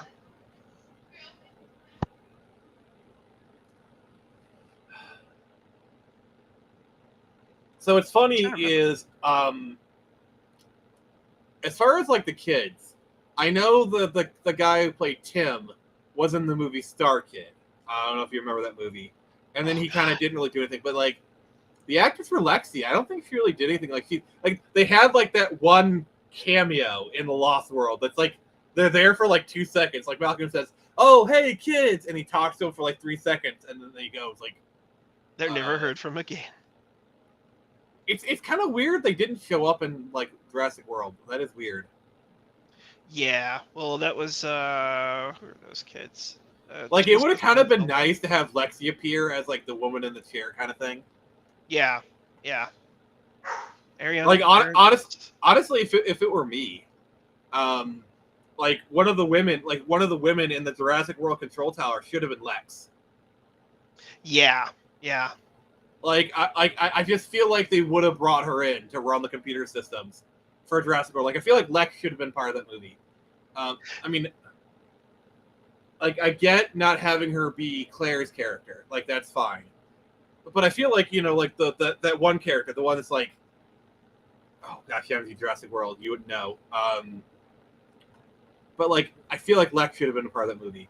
Because in Jurassic World, the only returning character is Wu. Which I think was kind of good because Wu actually has a small but like important part in Jurassic World. Well, isn't it played by the same guy who was the head geneticist in Jurassic Park too? Isn't it? BD Yeah, Wong? Woo. Yeah, I mean, what's funny is Jurassic Park was because he's mostly known as the guy from Law and Order SVU. Yes. So like Jurassic Park was before that, and Lost World was like after. You know, so it's kind of weird. So if we're talking about Jurassic Park, has anyone seen? Which one? You talking about the survival horror game, which looks kind of awesome. Have you seen that? I haven't. I'm definitely Jurassic Park Survival. I haven't seen anything about that, which is funny 'cause I get a bunch of games on my stuff. This was a year ago. We haven't heard from it in a minute, but I mean, this is a game trailer, so we can probably get away with showing the whole thing. All right. I own an island off the coast of Costa Rica. Oh, that music's Really gonna get me. spectacular, spared no expense. For this place, I wanted to show them something that wasn't an illusion. Something that was real.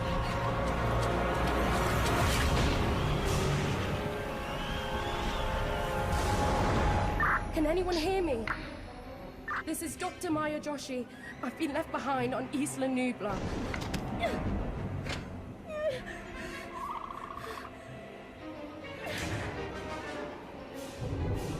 It's like an Alien Isolation style game. Yeah.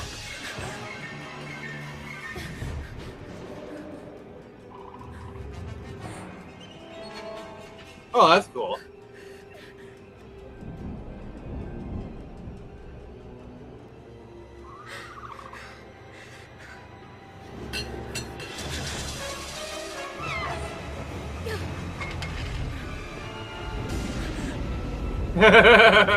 Wow. So this takes place right after the first movie, I imagine. Yeah. Is anyone there?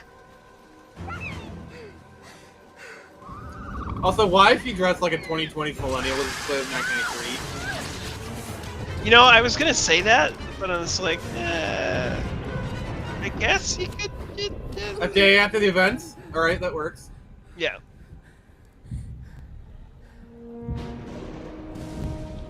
Yeah, honestly, like an Alien Isolation style survival horror game with this setup just sounds great. Yeah.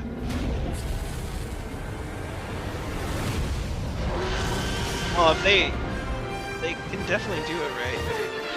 There we go. Yeah, here's the gameplay.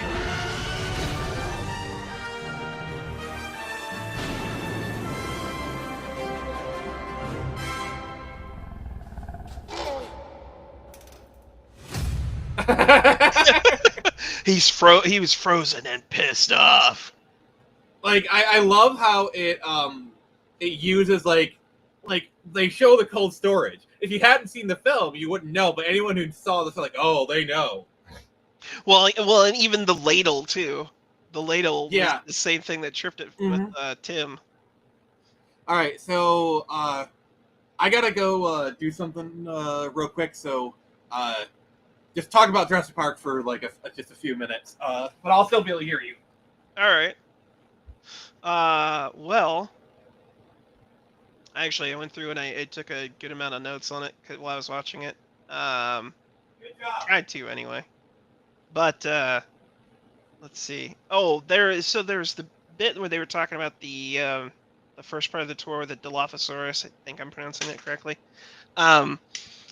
There is a neat little piece there where there's a sign up on the electric fence that says, what was it? Do not roll windows down or keep windows up. Yeah, it was keep windows up. And they were just talking about how it's like it spits poison and all that. And I was like, I had that thought. It's like, oh, if they roll down the windows, they're totally screwed. But there's like that little sign there, and I was like, that's a neat little touch. Neat also attention to detail. Also, yeah, really good like background foreshadowing, I would say. Yeah. He's talking about gay dinosaurs. I told you not to talk about gay shit. Sorry. That's kind of like a trope of the channel. Where like, I have a bladder the size of like a goose egg. So like sometimes I gotta go drain the dragon. And so whenever I leave, it's like, all right, I gotta step away. Don't talk about gay shit. And yeah, they never listen. No, unfortunate. Very, very unfortunate. So what else you got for your notes? Well, let's see if there's anything left in there that's kind of funny. The shaving foam dispenser for the stolen embryos is pretty great. He's talking about getting it through customs. Mm-hmm. With what was his name? Dennis. And he is such a you can understand where he's coming from to a point, like you were saying, like he underbid but he's doing this cutting edge stuff. And at the same time, he was a dick. Yeah, like okay, my understanding is the workload should have never been for one person. It's his fault he underbid. You know, he put in that bid. But the workload being too much, you know. So right. It's like, I don't know. He kind of. Like there should have been an entire, like a whole IT people. There should have been like a whole wing for like the system, not just one desk. Yeah, you sound like me at my current job. I do corporate IT, and there's 3 of us. Oh God, the stories you could tell. Oh yeah.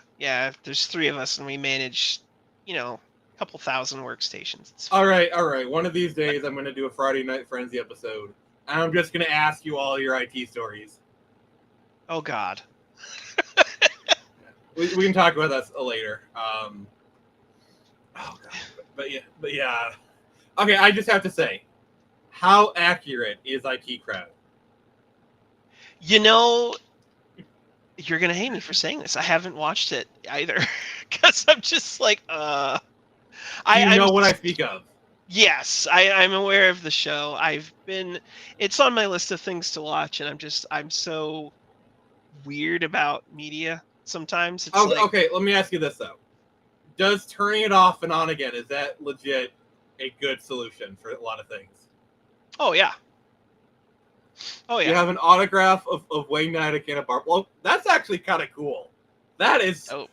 I wonder how many Barbasol cans he signed. Probably like more than one, I would imagine. That's awesome. Oh gosh. Yeah, because there's like Wayne Knight's been in a lot of things. Like there's so many things, like Jurassic Park probably is one of his more iconic roles. But he's probably signed a lot of Barbasols. Oh yeah. Oh. So speaking of like people signing weird things, so are you familiar with the game Night Trap? Not familiar. It's a game that came out for the Sega CD, and it was like involved in all the congressional hearings. Oh yeah, okay. I'm starting. So there's a famous moment where Howard Lincoln, the president of Nintendo at the time, he said, "Night Trap will never come out on a Nintendo console." Did it end up coming out?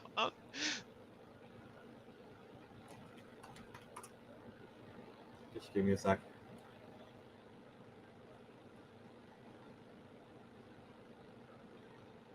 Yes, we'll do it. It did. So, I doubt I'll ever be able to do this, but one of my goals in life is, if I ever meet Howard Lincoln, and if I know in advance, I'm going to have a copy of Night Trap and have him sign it, or at least ask him to sign it, because I feel like it's going to go one of two ways. Either enough time has passed and he just doesn't care, or he's like, whatever, and he'll sign it like, oh, ha, ha, ha, ha, ha. Or he'll be still petty about it and refuse to sign it. Because once he sees that, he'll know exactly what's up. He'll know, once he sees Night Trap, Nintendo Switch, he'll know exactly why I pulled that out. You know what I'm saying? Yeah. If I manage to do that, that will be one of my treasures. Oh, that would be fantastic. Why do you have Night Trap signed by Howard Lincoln in like this glass case or whatever? You know, because that will be something where like it's sealed and I get it signed. I will get that graded and slabbed because that is a collectible right there. Yeah. All right. It says when I asked him that question, he says, "I can tell you this: Barbasol never sponsors me, and they never want to." That's funny. Oh my god! Like I'm just kind of surprised that Barbasol, like, I wonder if Barbasol's ever done like a Jurassic Park tie-in thing, because like you'd think they would. Like I know that people like Pepsi, have embraced like the Back to Future stuff, and Nike. Nike's actually done the auto lace boots. You know about that? Yes. They're so expensive now. Well, yeah. Well, they did a really limited run of them. I really was considering like trying to get a pair, and then I saw how much they were and like how much of a fight it would be to get them, and I'm like, never mind. But there was a real desire there for a little bit. I'm not gonna lie. Yeah. Because like the thing is, they're sneakers that you would wear like maybe once. You know what I'm saying? Yeah. They're so valuable. Like maybe you wear them to Halloween for one night. You know, you a 2015 Marty McFly. You wearing the boots, cool, and then you never wear them again because those aren't really boots you wear. No, you put them in a glass case and you set them aside. Oh. Okay, if you could own any prop from this movie, what would it be? Oh man, I want Hammond's cane. Like, do you not like? I want to know how much that thing is sold for. Oh, Hammond's cane is a good one. See, that's really good. Now I'm like, oh, I gotta think of something that's like just as cool. No, the customized Jeep Wrangler would be dope. I would love to have a Jurassic Park Wrangler. I mean, I might know somebody who has a Jurassic Park vehicle. Hooded Raven, would you like to tell us about your Jurassic Park vehicle?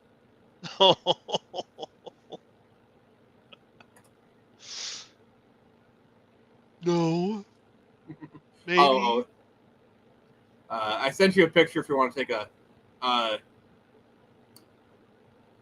Okay. Hooded Raven, could you, if you are willing, could you send us a picture of your Jurassic Park thing? Jurassic Park, your vehicle. Yeah, like there's a whole like Jurassic Park motor pool group. Oh, really? Yeah. That or a raptor head. Oh, so you know a prop store, right? Oh. Here are some Jurassic Park props that are coming up for auction. Let's see here. Oh, they got the claw thing. That's cool. The raptor claw. Got some eyes, genetics. These are cool. Oh, that's a cell from the animation? That's cool. Oh, I think that's one of the eyes. How cool! Oh, we got his cane. Oh. Log in to see sold price. I'm terrified. All right, let me. I don't want to do my information, so let me just do this real quick. I'm just gonna sign in with it. Feature unavailable.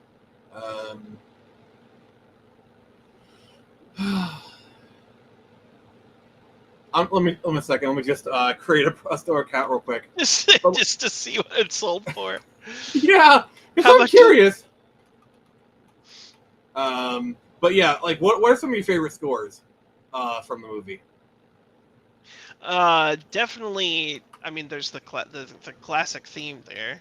Dun, dun, dun, dun, dun, dun, dun, dun, dun, dun, dun. Like that's like the iconic one. Yeah. Trying to think of. I kind of like it when they do the piano version of it. Yeah, where it's that softer little ding ding ding. Yeah. Gosh, I'm trying to think of. there was a moment too. I was thinking, I was like, God, that sounds great, and I'm struggling to remember it. You know what? Screw this. We're not doing this. Oh, signing and registering the account. Yeah, we're not doing that. It's too much work. Yeah, too much work because I'm in the middle of a live stream. Mom, I'm in the middle of a live stream.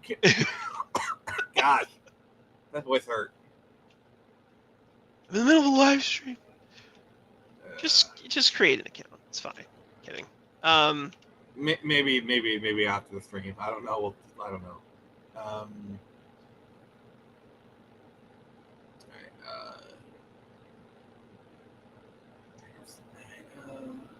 Oh. Oh, it's not saving, so we'll just continue with the stream. All right. Let's see here. But yeah, so what would you rather have, the Explorer or the Jeep? I think we both know which one we'd want. I mean, I definitely would go for the Jeep. Same here. I actually owned a 1998 Ford Explorer, Eddie Bauer edition, which is like kind of like the same kind of. I think it was like the last year of that generation of Explorer, because like, if I remember correctly, the Explorer was kind of brand new when that movie came out. Yeah. I was actually kind of surprised it wasn't Explorer because I thought they had come out later than that. But no, I think they was introduced for the 1991 model year. So yeah, like the movie was filmed I think in 92. So like those were like brand new cars. Yeah. Brand spanking new. But it's also really weird because usually, and I'm pretty sure that was like Ford paid them. But it's you don't usually see, like, when you have one company, you don't usually see another company's cars in the same movie. So you're having Jeep and Ford, because Jeep was Chrysler. Right. You know, usually it'd be like, Ford and like a different Ford, or maybe a Mercury or something. Right. One of their I don't know. Like, I'm pretty sure if Ford had the sole sponsorship, the Jurassic Park would probably be using Broncos. Yeah. Because, like, the Bronco at the time was, like, the closest equivalent to the Jeep. Yeah. Which is funny because the Explorers were built off of the Broncos. Oh. Trying to... So, if you wanted that amber piece, because I created, like, while we were talking, I just created the account really fast. Yeah. The piece of amber was went for $15,000. Not the 15? Yeah. That is. What? Not the staff, but just that piece of amber that they show. Oh, but I thought it was the cane. No, not the cane. I'm trying to look for the cane now. All right. Yeah, because I have it right here. I'll send this to you on. I'll send it to you on Twitter. I just actually found it. Oh. How much? How much? It's in. I think that's either in pounds or euros. It's 52,000 pounds. Honestly, like, that cane, I could see going for $100K because that's a pretty iconic prop for the movie. Yeah. Like, there's plenty of close-ups on it. It's a very, like... Well, I'm trying to think. That might be, like, the most iconic prop for the movie. Think about it. Yeah. Well, and the other thing is, too, is it was, Richard Attenbauer, or Burrow, used it, too. Yeah. Okay, so Spirit has one, but everything on the cane looks great except for the... Yeah. I mean, if I wanted a replica, there's plenty of, like, replica prop people who can make me beautiful John Hammond canes. I guarantee you, like, if you just go that route, it might cost you, like, a couple $100 to $1,000, but they'll be really nice. Oh, yeah. Yeah, because there's, like, lots of replica props for Jurassic Park. You can get some really good ones. Probably, like, the goggles. Like, if you could, like, screen match the goggles that Tim used in that scene, right, those would be pretty big. I think Alan Grant's, like, probably, like, some of the costumes, like Alan Grant's costume. But I'm trying to think of, like, actual props. Like, his hat. Like, yeah, his hat.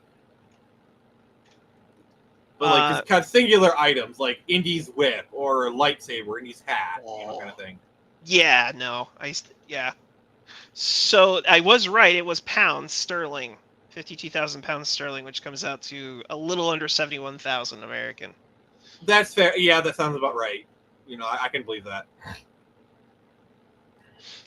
Oh, see, you shouldn't have shown me this. I'm gonna look at all these things that I can't have and would like. Oh, yeah, like it was just like Oh yeah, the raptor eggs. I could see that. Yeah, the raptor eggs. Oh yeah, that'd be cool. But like, do you met like the they were actually like selling off all the Power Ranger stuff earlier this year, and I was so mad that I couldn't get anything. Oh yeah, I'm just seeing it now. Like there's the belt and the Indy's belt, a neuralizer, Sauron's helm. Like this is gonna be my thing. Like when I get rich and famous, like I'm just gonna be buying movie props. Call me Debbie Reynolds. It's $800 through Big Boy Toys. Yeah. Let's view the catalog. Dude, Back to the Future Part 2 hoverboard for $27.50. Oh, they got Clockwork Orange artwork. That is the ooh. Ace Ventura, Alien. Oh, they got Alex's cane from A Clockwork Orange. Estimates $10,000 to $20,000. Hate being broke. Yep, me too, buddy. Some more Alien stuff. Ooh. Oh, an H.R. Giger wall panel. Ooh. So many things. So many things. Oh, we got the rifles. Let's see here. Yeah, I want to look through these. These look kind of, it's kind of interesting. Oh, God. Oh my God. Oh, those suits. Yep, Back to the Future. I was just looking at those. Oh, the sports. Oh my God. Can you imagine how much the sports almanac is going to go for? Oh God. Oh, like that thing could go for 100,000 easily, because that's like a key prop for Part 2. Yeah. Well, the hoverboard I'm seeing, they're rating it between 80 and 160,000. Oh, the shoes. Yes. Okay, what's going to be more expensive, the prop or buying the Nike? Oh, it's got to be the prop. There's no way it's not. Barbarella. Oh, the bat suit. That's gonna go for 50. Yeah. Oh, so fun fact about this Batman Returns prop. I have a replica of it. I actually have a replica. It's probably buried somewhere. I don't feel like digging it out. But yeah, I actually have a replica grappling gun. That's awesome. But yeah, if I had the money, I have the Keaton bat suit. If you look at that, yeah, we're looking at props things. Ooh, okay. Worth your university's $100. Oh, his suit, Vicky Vale's. That's cool. Batmobile. The Batmobile filming model. Oh gosh. The Batboat. Oh god, the replica penguins. That would be so loose. So some guy has the Nike Back to the Future shoes that they did for like $500. Oh god, Jim Carrey's cane. Oh, I would kill for that. I am so glad I'm not rich and famous, because like you just trip over and be like, what did I just trip over? Oh, wait, what was that crack? Oh, that's fine. That was just an extra. That was just some Stormtrooper armor for Return of the Jedi that an extra use. It's fine. Yeah. And you just look at me like, that was what? And like, oh God. Ooh. Don't do it.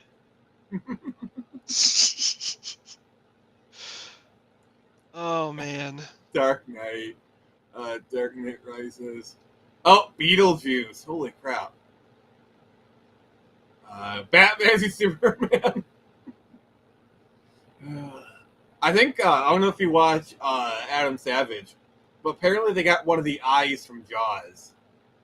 Oh, really? Oh, Blade Runner license plate. Gosh darn. Oh, here we go. You can get a. Look, the Borderlands movie. Borderlands movie. You want Claptrap? Yes. Well, you can get a. So the. Oh my god! You can buy Walter White's underwear. No. And it's, oh my god! Oh, Listen, if you're going to display anything valuable, you get a replica of it. Okay, that's fair. But like, imagine having that in like a display case and being like, "Wait, why do you have some soiled undies?" It's Walter White's. Wait, so you're saying that has Brian Kraft's ball sweat on it? Yes. His balls touch this? Also, like Wilson, that is iconic. Yeah. Apparently, you can get Spike's. Do you want Catwoman's whip? Feature 2. Oh, sure. Cell, Class of Titans, Contact. Oh, the remote from Click. Wow. Dark Crystal poster. Oh, a Deadpool production made mask. Oh, that's cool. And one of Deadpool Wolverine, one of the pistols. That is cool. It's got a bunch of Ryan Reynolds sweat on it. It's got his, Actually, I do think Hooded Raven actually has some good advice there. Oh, Disneyland? Oh, the dread suit. Oh, okay. All right. Oh, the Easy Rider helmet. That's going to go for so much money. That is like Americana right there. A matte painting. Oh, the sword from Edge of Tomorrow. That is cool. Let's see here. Elysium. Lost in all the things that can't buy. Yeah. Evil Dead. Book of the Dead, you know. Did you know the lady that lives in the Breaking Bad house hates it because people keep throwing pizzas on her roof? I've heard that. Yeah, I've heard that.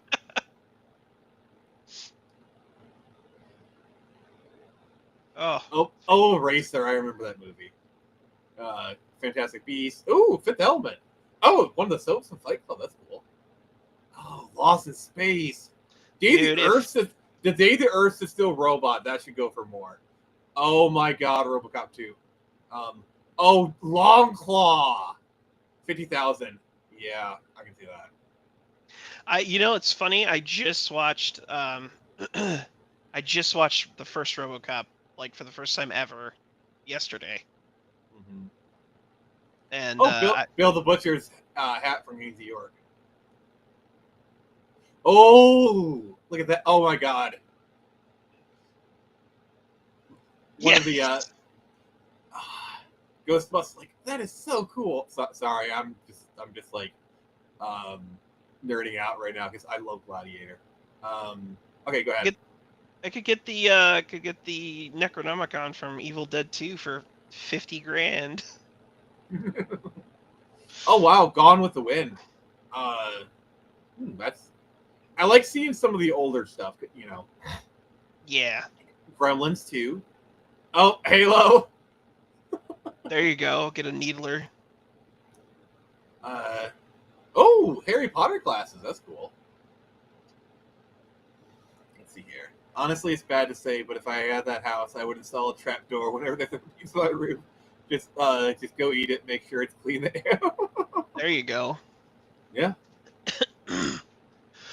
Would you like to buy the Elder Wand? Yes. Just drop thousands. Yeah, Ghostbusters stuff. Like, I can just see my wife like, hon, why is there a proton pack that just showed up at our door? And she says, did you order another replica? Yeah, honey. Yeah, it's a replica. Yeah, it's totally a replica. Right. Don't mind the $20,000 charge on the credit card. I mean, it's like, and then she checks the credit card. Honey, why is there another charged a prop store this one for $100,000. It's like, what? I didn't know the replicas were that expensive. Oh yes, it's a very expensive replica, honey.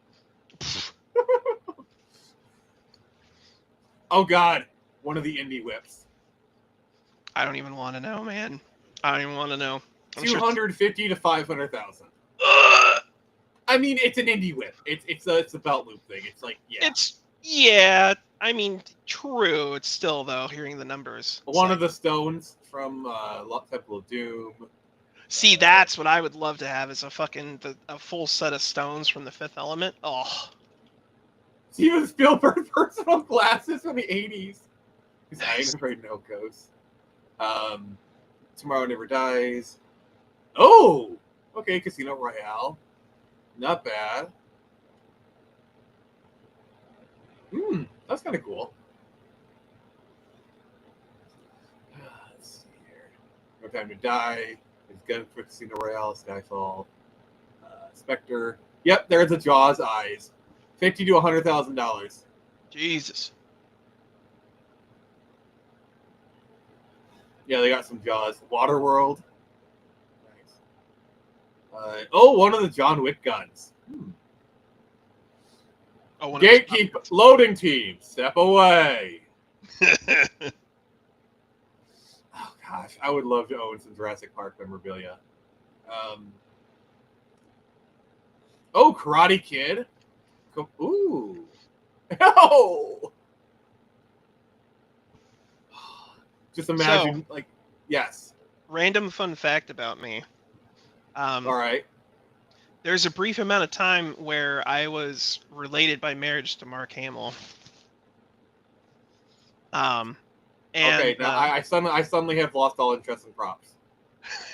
Yeah. So, my mom married his cousin, and one of his cousins, and he, for my, I want to say it was my 12th birthday, he sent me a personalized autograph image. It's him and Carrie Fisher it's right after Obi-Wan dies. They leave the Death Star, and then they're sitting around at the hollow chess table. Oh, I know. I literally had that shot in my head, yeah.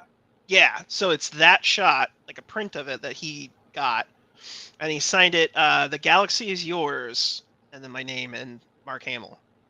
And he drew a little face on it too. Do you still have it? It is buried in my mom's stuff because she took it. She held on to it for me after I moved out and joined the army and did all that. So that reminds me. I have a similar story. So I have a puck signed by Gordie Howe. Okay, nice. This was the late '90s when the Detroit Free Press workers were on strike. My dad took me to a rally, and Gordie Howe was there doing signatures for $10. I really wanted a signature. Somebody we're at this table. Some guy just handed me $10 and said, "Have fun, kid." So I went up to Gordie Howe. I met him. Nicest guy, the nicest guy ever. And I got a puck signed by him. He says, "To Nick, good luck in school and sports." That's awesome. And it's signed Gordie Howe. And my mom has it. I keep pestering my mom to give it to me, but she always makes these excuses. At the very least, I know it's safe. I know it still exists. And I know there's no way in hell my mom's going to give that away. So it literally says "To Nick" on it.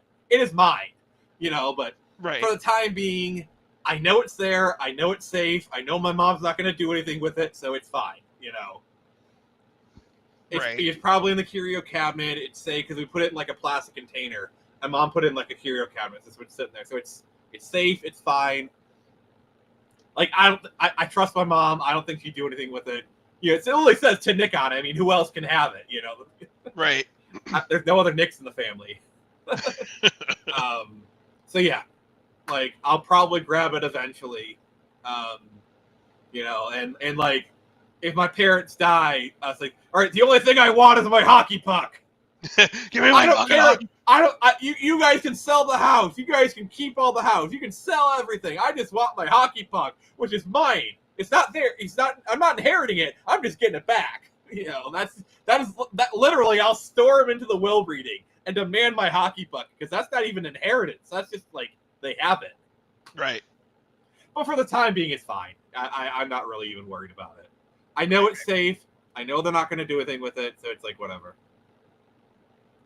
It's always good to put in a safety deposit box and worry about it. Yeah, pretty much. But yeah, that was a good memory. The only thing I kind of paid for it because I had a Tommy White Ranger action figure, so like one of the flip ones, and I lost it at that meeting. Oh. So I sacrificed one of my favorite toy at the time, and I got a cool hockey puck, which in retrospect is not a bad trade, to be fair. Yeah. Oh yeah. Oh yeah. Oh man. But yeah, that was a good memory, and I remember I think he was either walking to or from the bathroom, and I asked Gordie Howe for a hug, and he gave me a hug, and I thought that was really nice. Aw. But yeah, that's a good memory. I imagine Nick going to the bank every week just to make sure it's all like. See, the thing is, like, I'm not that big of a sports fan. I'm not really even that big of a hockey fan. It's the memory of like Generosity of the Stranger and like meeting Gordie Howe. It was signed right in front of me.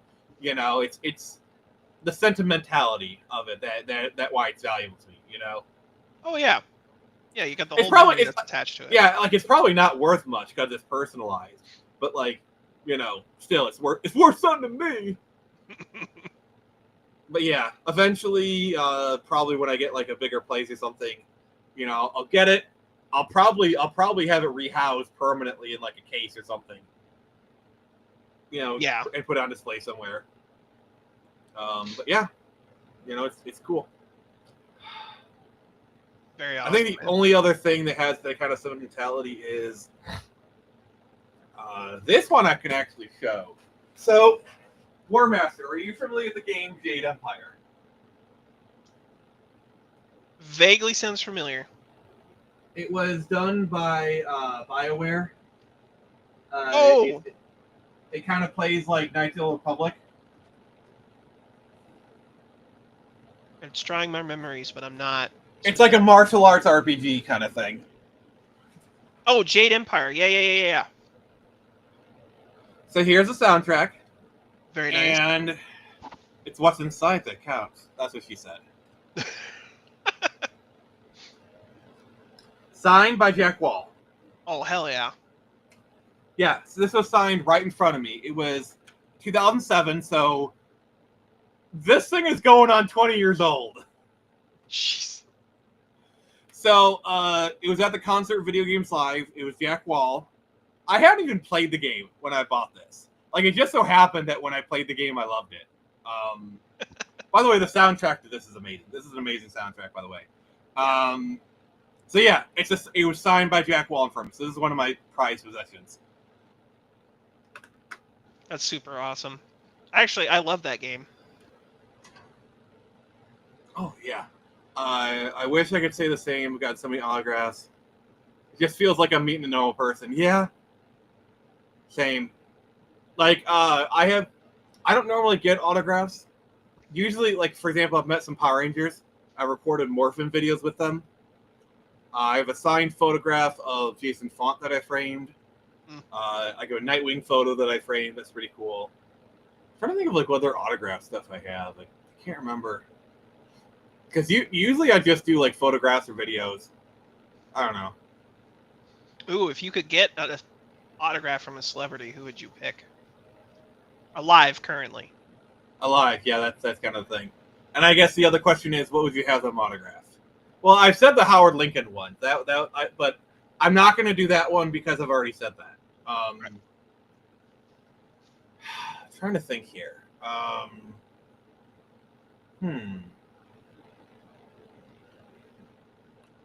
Okay, I'm going to cheat a little bit. So, since sky's the limit, I'm going to get a screen used light disc from Tron Legacy, okay? There you go. And I'm going to get the entire cast of Tron Legacy to sign it. Very nice. Solid, like, good choice. The only other thing I can think of is, I don't know, like maybe get like the entire cast to sign like one of my DVDs or Blu-rays or something. I don't know. That'd be cool. Yeah. I'm trying to think about what I'd get, because like it has to be like a DVD or Blu-ray that I plan on keeping. Me personally, and I know he's Firefly. I want my Firefly DVD signed by the entire cast. There you go. Hell yeah. Nathan Fillion and God, I can't remember all their names, but yeah. Marina Baccarum, Jewel State. Yes. Yeah. So, oh gosh, I love Firefly. If I could get like a replica of Ace Ventura's shirt from the second movie, and I'd have Jim Carrey sign that. I know he's got a little bit of a reputation now for various reasons, depending on who you are, but he's. I'm sure I've loved those movies. If you hand him a Dr. Robotnik toy, he'll sign it without hesitation. I guarantee you. Yeah. But if you have him sign a Kick-Ass toy, he might refuse that because he's kind of disowned that film. I think Riddler, Ace Ventura, he'll probably sign those, like Dumb and Dumber. Some films, I think, like if you have him sign Colonel Stars and Stripes, he probably would refuse that because that's some bad. Okay, here's what pissed me off is he did this whole movie, okay, and he's actually really good in Kick-Ass 2. Like I actually really like his performance. I think he did really good in that movie. Yeah. But then like a shooting happened, and he denounced the whole movie. But he didn't return his paycheck. Right. Like if he would have like donated his paycheck to something, then I would have been like, okay, I disagree with what you said. It's kind of shitty, but at least you stuck to your guns and donated your paycheck. I could have had at least some respect for it. Stuck to your guns. Ha! Sorry. I wasn't even trying! I wasn't even trying! Like, this is how bad I am. Even when I'm not trying to make puns, I make really bad puns. Why? Why am I like this? Oh, goodness. Yeah, same here, Raven, honestly. Oh gosh. Okay. If let's say you're standing in front of Sam Jackson and you could have him sign anything. Basically, money's no object, access is no object. What would you have him sign? Oh, I'd have him sign Mace's lightsaber. I would have a replica Banff wallet and have him sign it. There you go. Oh, he would sign that without hesitation. He would be he would very happily sign that. Did you know that he wrote Banff on his lightsaber? Did he really? Yeah. He etched Banff, badass mother effer. Yeah. You know, I like also that he bullied George Lucas into having a purple lightsaber. That's right. I remember that. It's so funny. Oh man. Mace Windu was actually my favorite character of the prequels. Like even as like a teenager, I was a Sam Jackson fan. Oh man, you can't go wrong with Sammy J. No, he's just one of those actors. What I love about him is he's got a great range. Like, yeah, he's really great at like the loud, explosive acting, but like he can do the subtle stuff too, and he can also do like the kind of creepy stuff. Like the guy actually has a very good range. Oh yeah, 100%. 100% has a great range. I mean, he goes from Mace Windu to the guy from Training Day to I'm trying to think of what Training Day was Denzel Washington. Oh, that's right. That was straight Denzel. See, I mean, I love Denzel Washington. Making me look racist. Just kidding. Just kidding. The Phoenix Press does not endorse anything War Master says. No, yeah, just making a joke. No, I know. I'm just giving you shit. Oh, I got my guys mixed up. I'm sorry. Your guys? Denzel and Samuel Jackson. You're saying you own them? Oh God, I'm gonna get canceled. I'm sorry. I'm just so talking mad shit right now. I'm canceled. You're only canceled if you let yourself be canceled. It's true. I went Jewish there for a moment. No, I'm canceled. This entire show's canceled. So there, we're canceled together. Camaraderie. But what you're saying? I was trying to remember another movie that he's been in, and now I've completely lost the plot. I'm sorry, the joke. No. It was yeah. It was a good, nice little bit. So Jurassic Park. Yes. Definitely a 10 out of 10 movie. Like I have, like you can nitpick some things. Yeah. Like some of the dialogue. I do love the way like the camera moves, the camera motions. You know, I love kind of like the subtlety of things. Like the movie allows you to infer details. You know. Yeah. Like the cheapening of like he says spare no expense, but like cheapening of things and like I miss being able to dissect movies, like the themes, the things where like movies had subtext, but it feels like movies nowadays, everything's just right there on the screen. Yeah, they really spell a lot of stuff out for you, like overly. Like I can understand certain things that like you really have to say, throw something in there to kind of, there's just some things that are going to be too subtle, but it's not everything. Like, come on. Like I love, like I've said, like there's certain times when characters don't you can infer a line just by like their look, like when I said like I did not endorse your park, and he was like yeah, you can kind of infer like, oh, I wouldn't either, or like we're on the plane and like hit a helicopter, and like he gives Ellie Sadler a look and she smiles, and he's like, oh, maybe kids aren't so bad after all. Like it's dialogue that's not even said. And I miss that in movies where it's like that scene because it's entirely silent. Well, not really silent because the playing, but they're just trading looks. But the words are being said between them, and you could hear the words in your head. You can infer that because like they're just good actors. Yeah, and I miss that. It is unfortunately a lost. I don't want to say a lost art, but it's not. It doesn't happen very often anymore, unfortunately. Yeah. Dumbing down, I think is the term. Yeah. I don't know. Well, Jurassic Park Survivor, if it comes out, I think it has a chance of being good. It's got a good setup, like a survival horror day after. There'll be a lot of Easter eggs, I imagine. Oh, I'm sure. I'm sure you're going to come across Ned's Jeep. I guarantee you. What else? Oh, what I probably think will happen is you'll come across it, and then obviously people are going to want to go down and like you'll probably see the spot, but it's be covered in mud. Right. It'll be like this giant mound of mud. Like you'll know where it is. Right. Why is all of Vin Diesel's acting roles the best when he says the least amount of words? Well, it's kind of like Keanu Reeves. Like some actors are good at emoting. Like that's why I think the John Wick films work so best, is because John Wick doesn't talk much, but when he does, it's profound. Like in that first movie, it's like, people keep asking me if I'm back, and I haven't really had an answer. Like it's an explosion of emotion. And I think Vin Diesel is kind of the same. Although I will say I do have a bit of a guilty pleasure for the pacifier. Oh yeah. It's just like the film kind of doesn't take itself a little bit too seriously, and I think Vin Diesel just kind of he's basically playing like imagine if Dominic Toretto was transplanted to this movie and had to go in this situation, but it kind of works because like Vin Diesel is kind of embracing the silliness of the movie, and I kind of appreciate that. Yeah.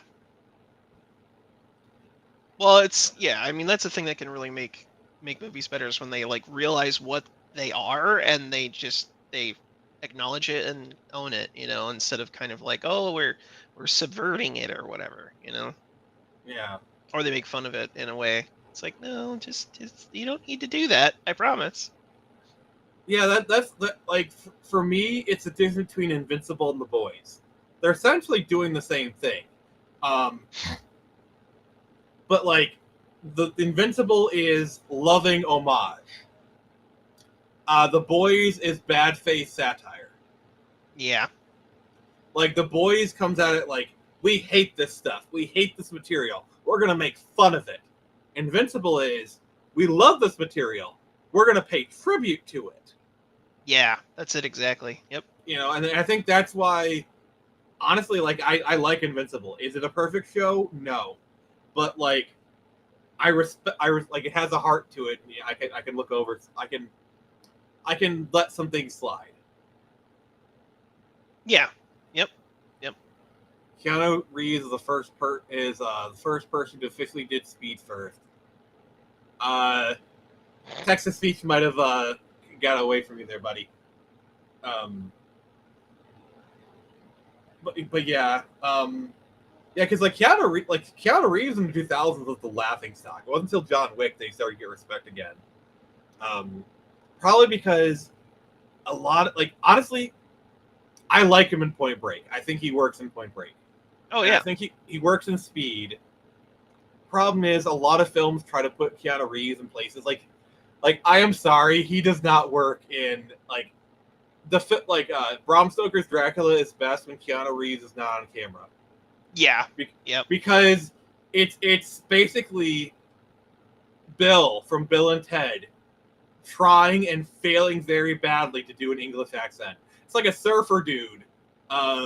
It's like you have a surfer dude raised in England, and he spent high school in California, picked up all the dialect, and then came back to England. So he had the British accent, but the surfer dialect, and it's just bad. Yeah. But the Bram Stoker Dracula is an amazing film, great film, except when Keanu Reeves is on screen. But yeah, Constantine is a good film. That one film's getting a reevaluation, so I'm happy with that. Yeah, Constantine is great in. I thought he did a good job, and the movie itself is just great too. That's one of those things where you need to just like, okay, this is a terrible Hellblazer adaptation, but if you watch it as just an original movie, it's actually pretty good. Yeah. Yep. Oh. So yeah, here's what we got going. We're gonna wrap up here because we are actually a bit in overtime. We usually go for 2 hours. So tomorrow, we're doing more Wind Waker. We'll have Magitech Max in the chat, and then Tuesday we'll have CA Pence and me doing more Total Request Tuesdays. Yeah, the next guaranteed Friday stream will be the end of September. There may be others soon. I don't know. If I do the Friday Night Frenzy, it's going to be ad hoc. Like, I have a topic and I have groups until I can get a regular co-host, which I'm working on some stuff. That's kind of where things are.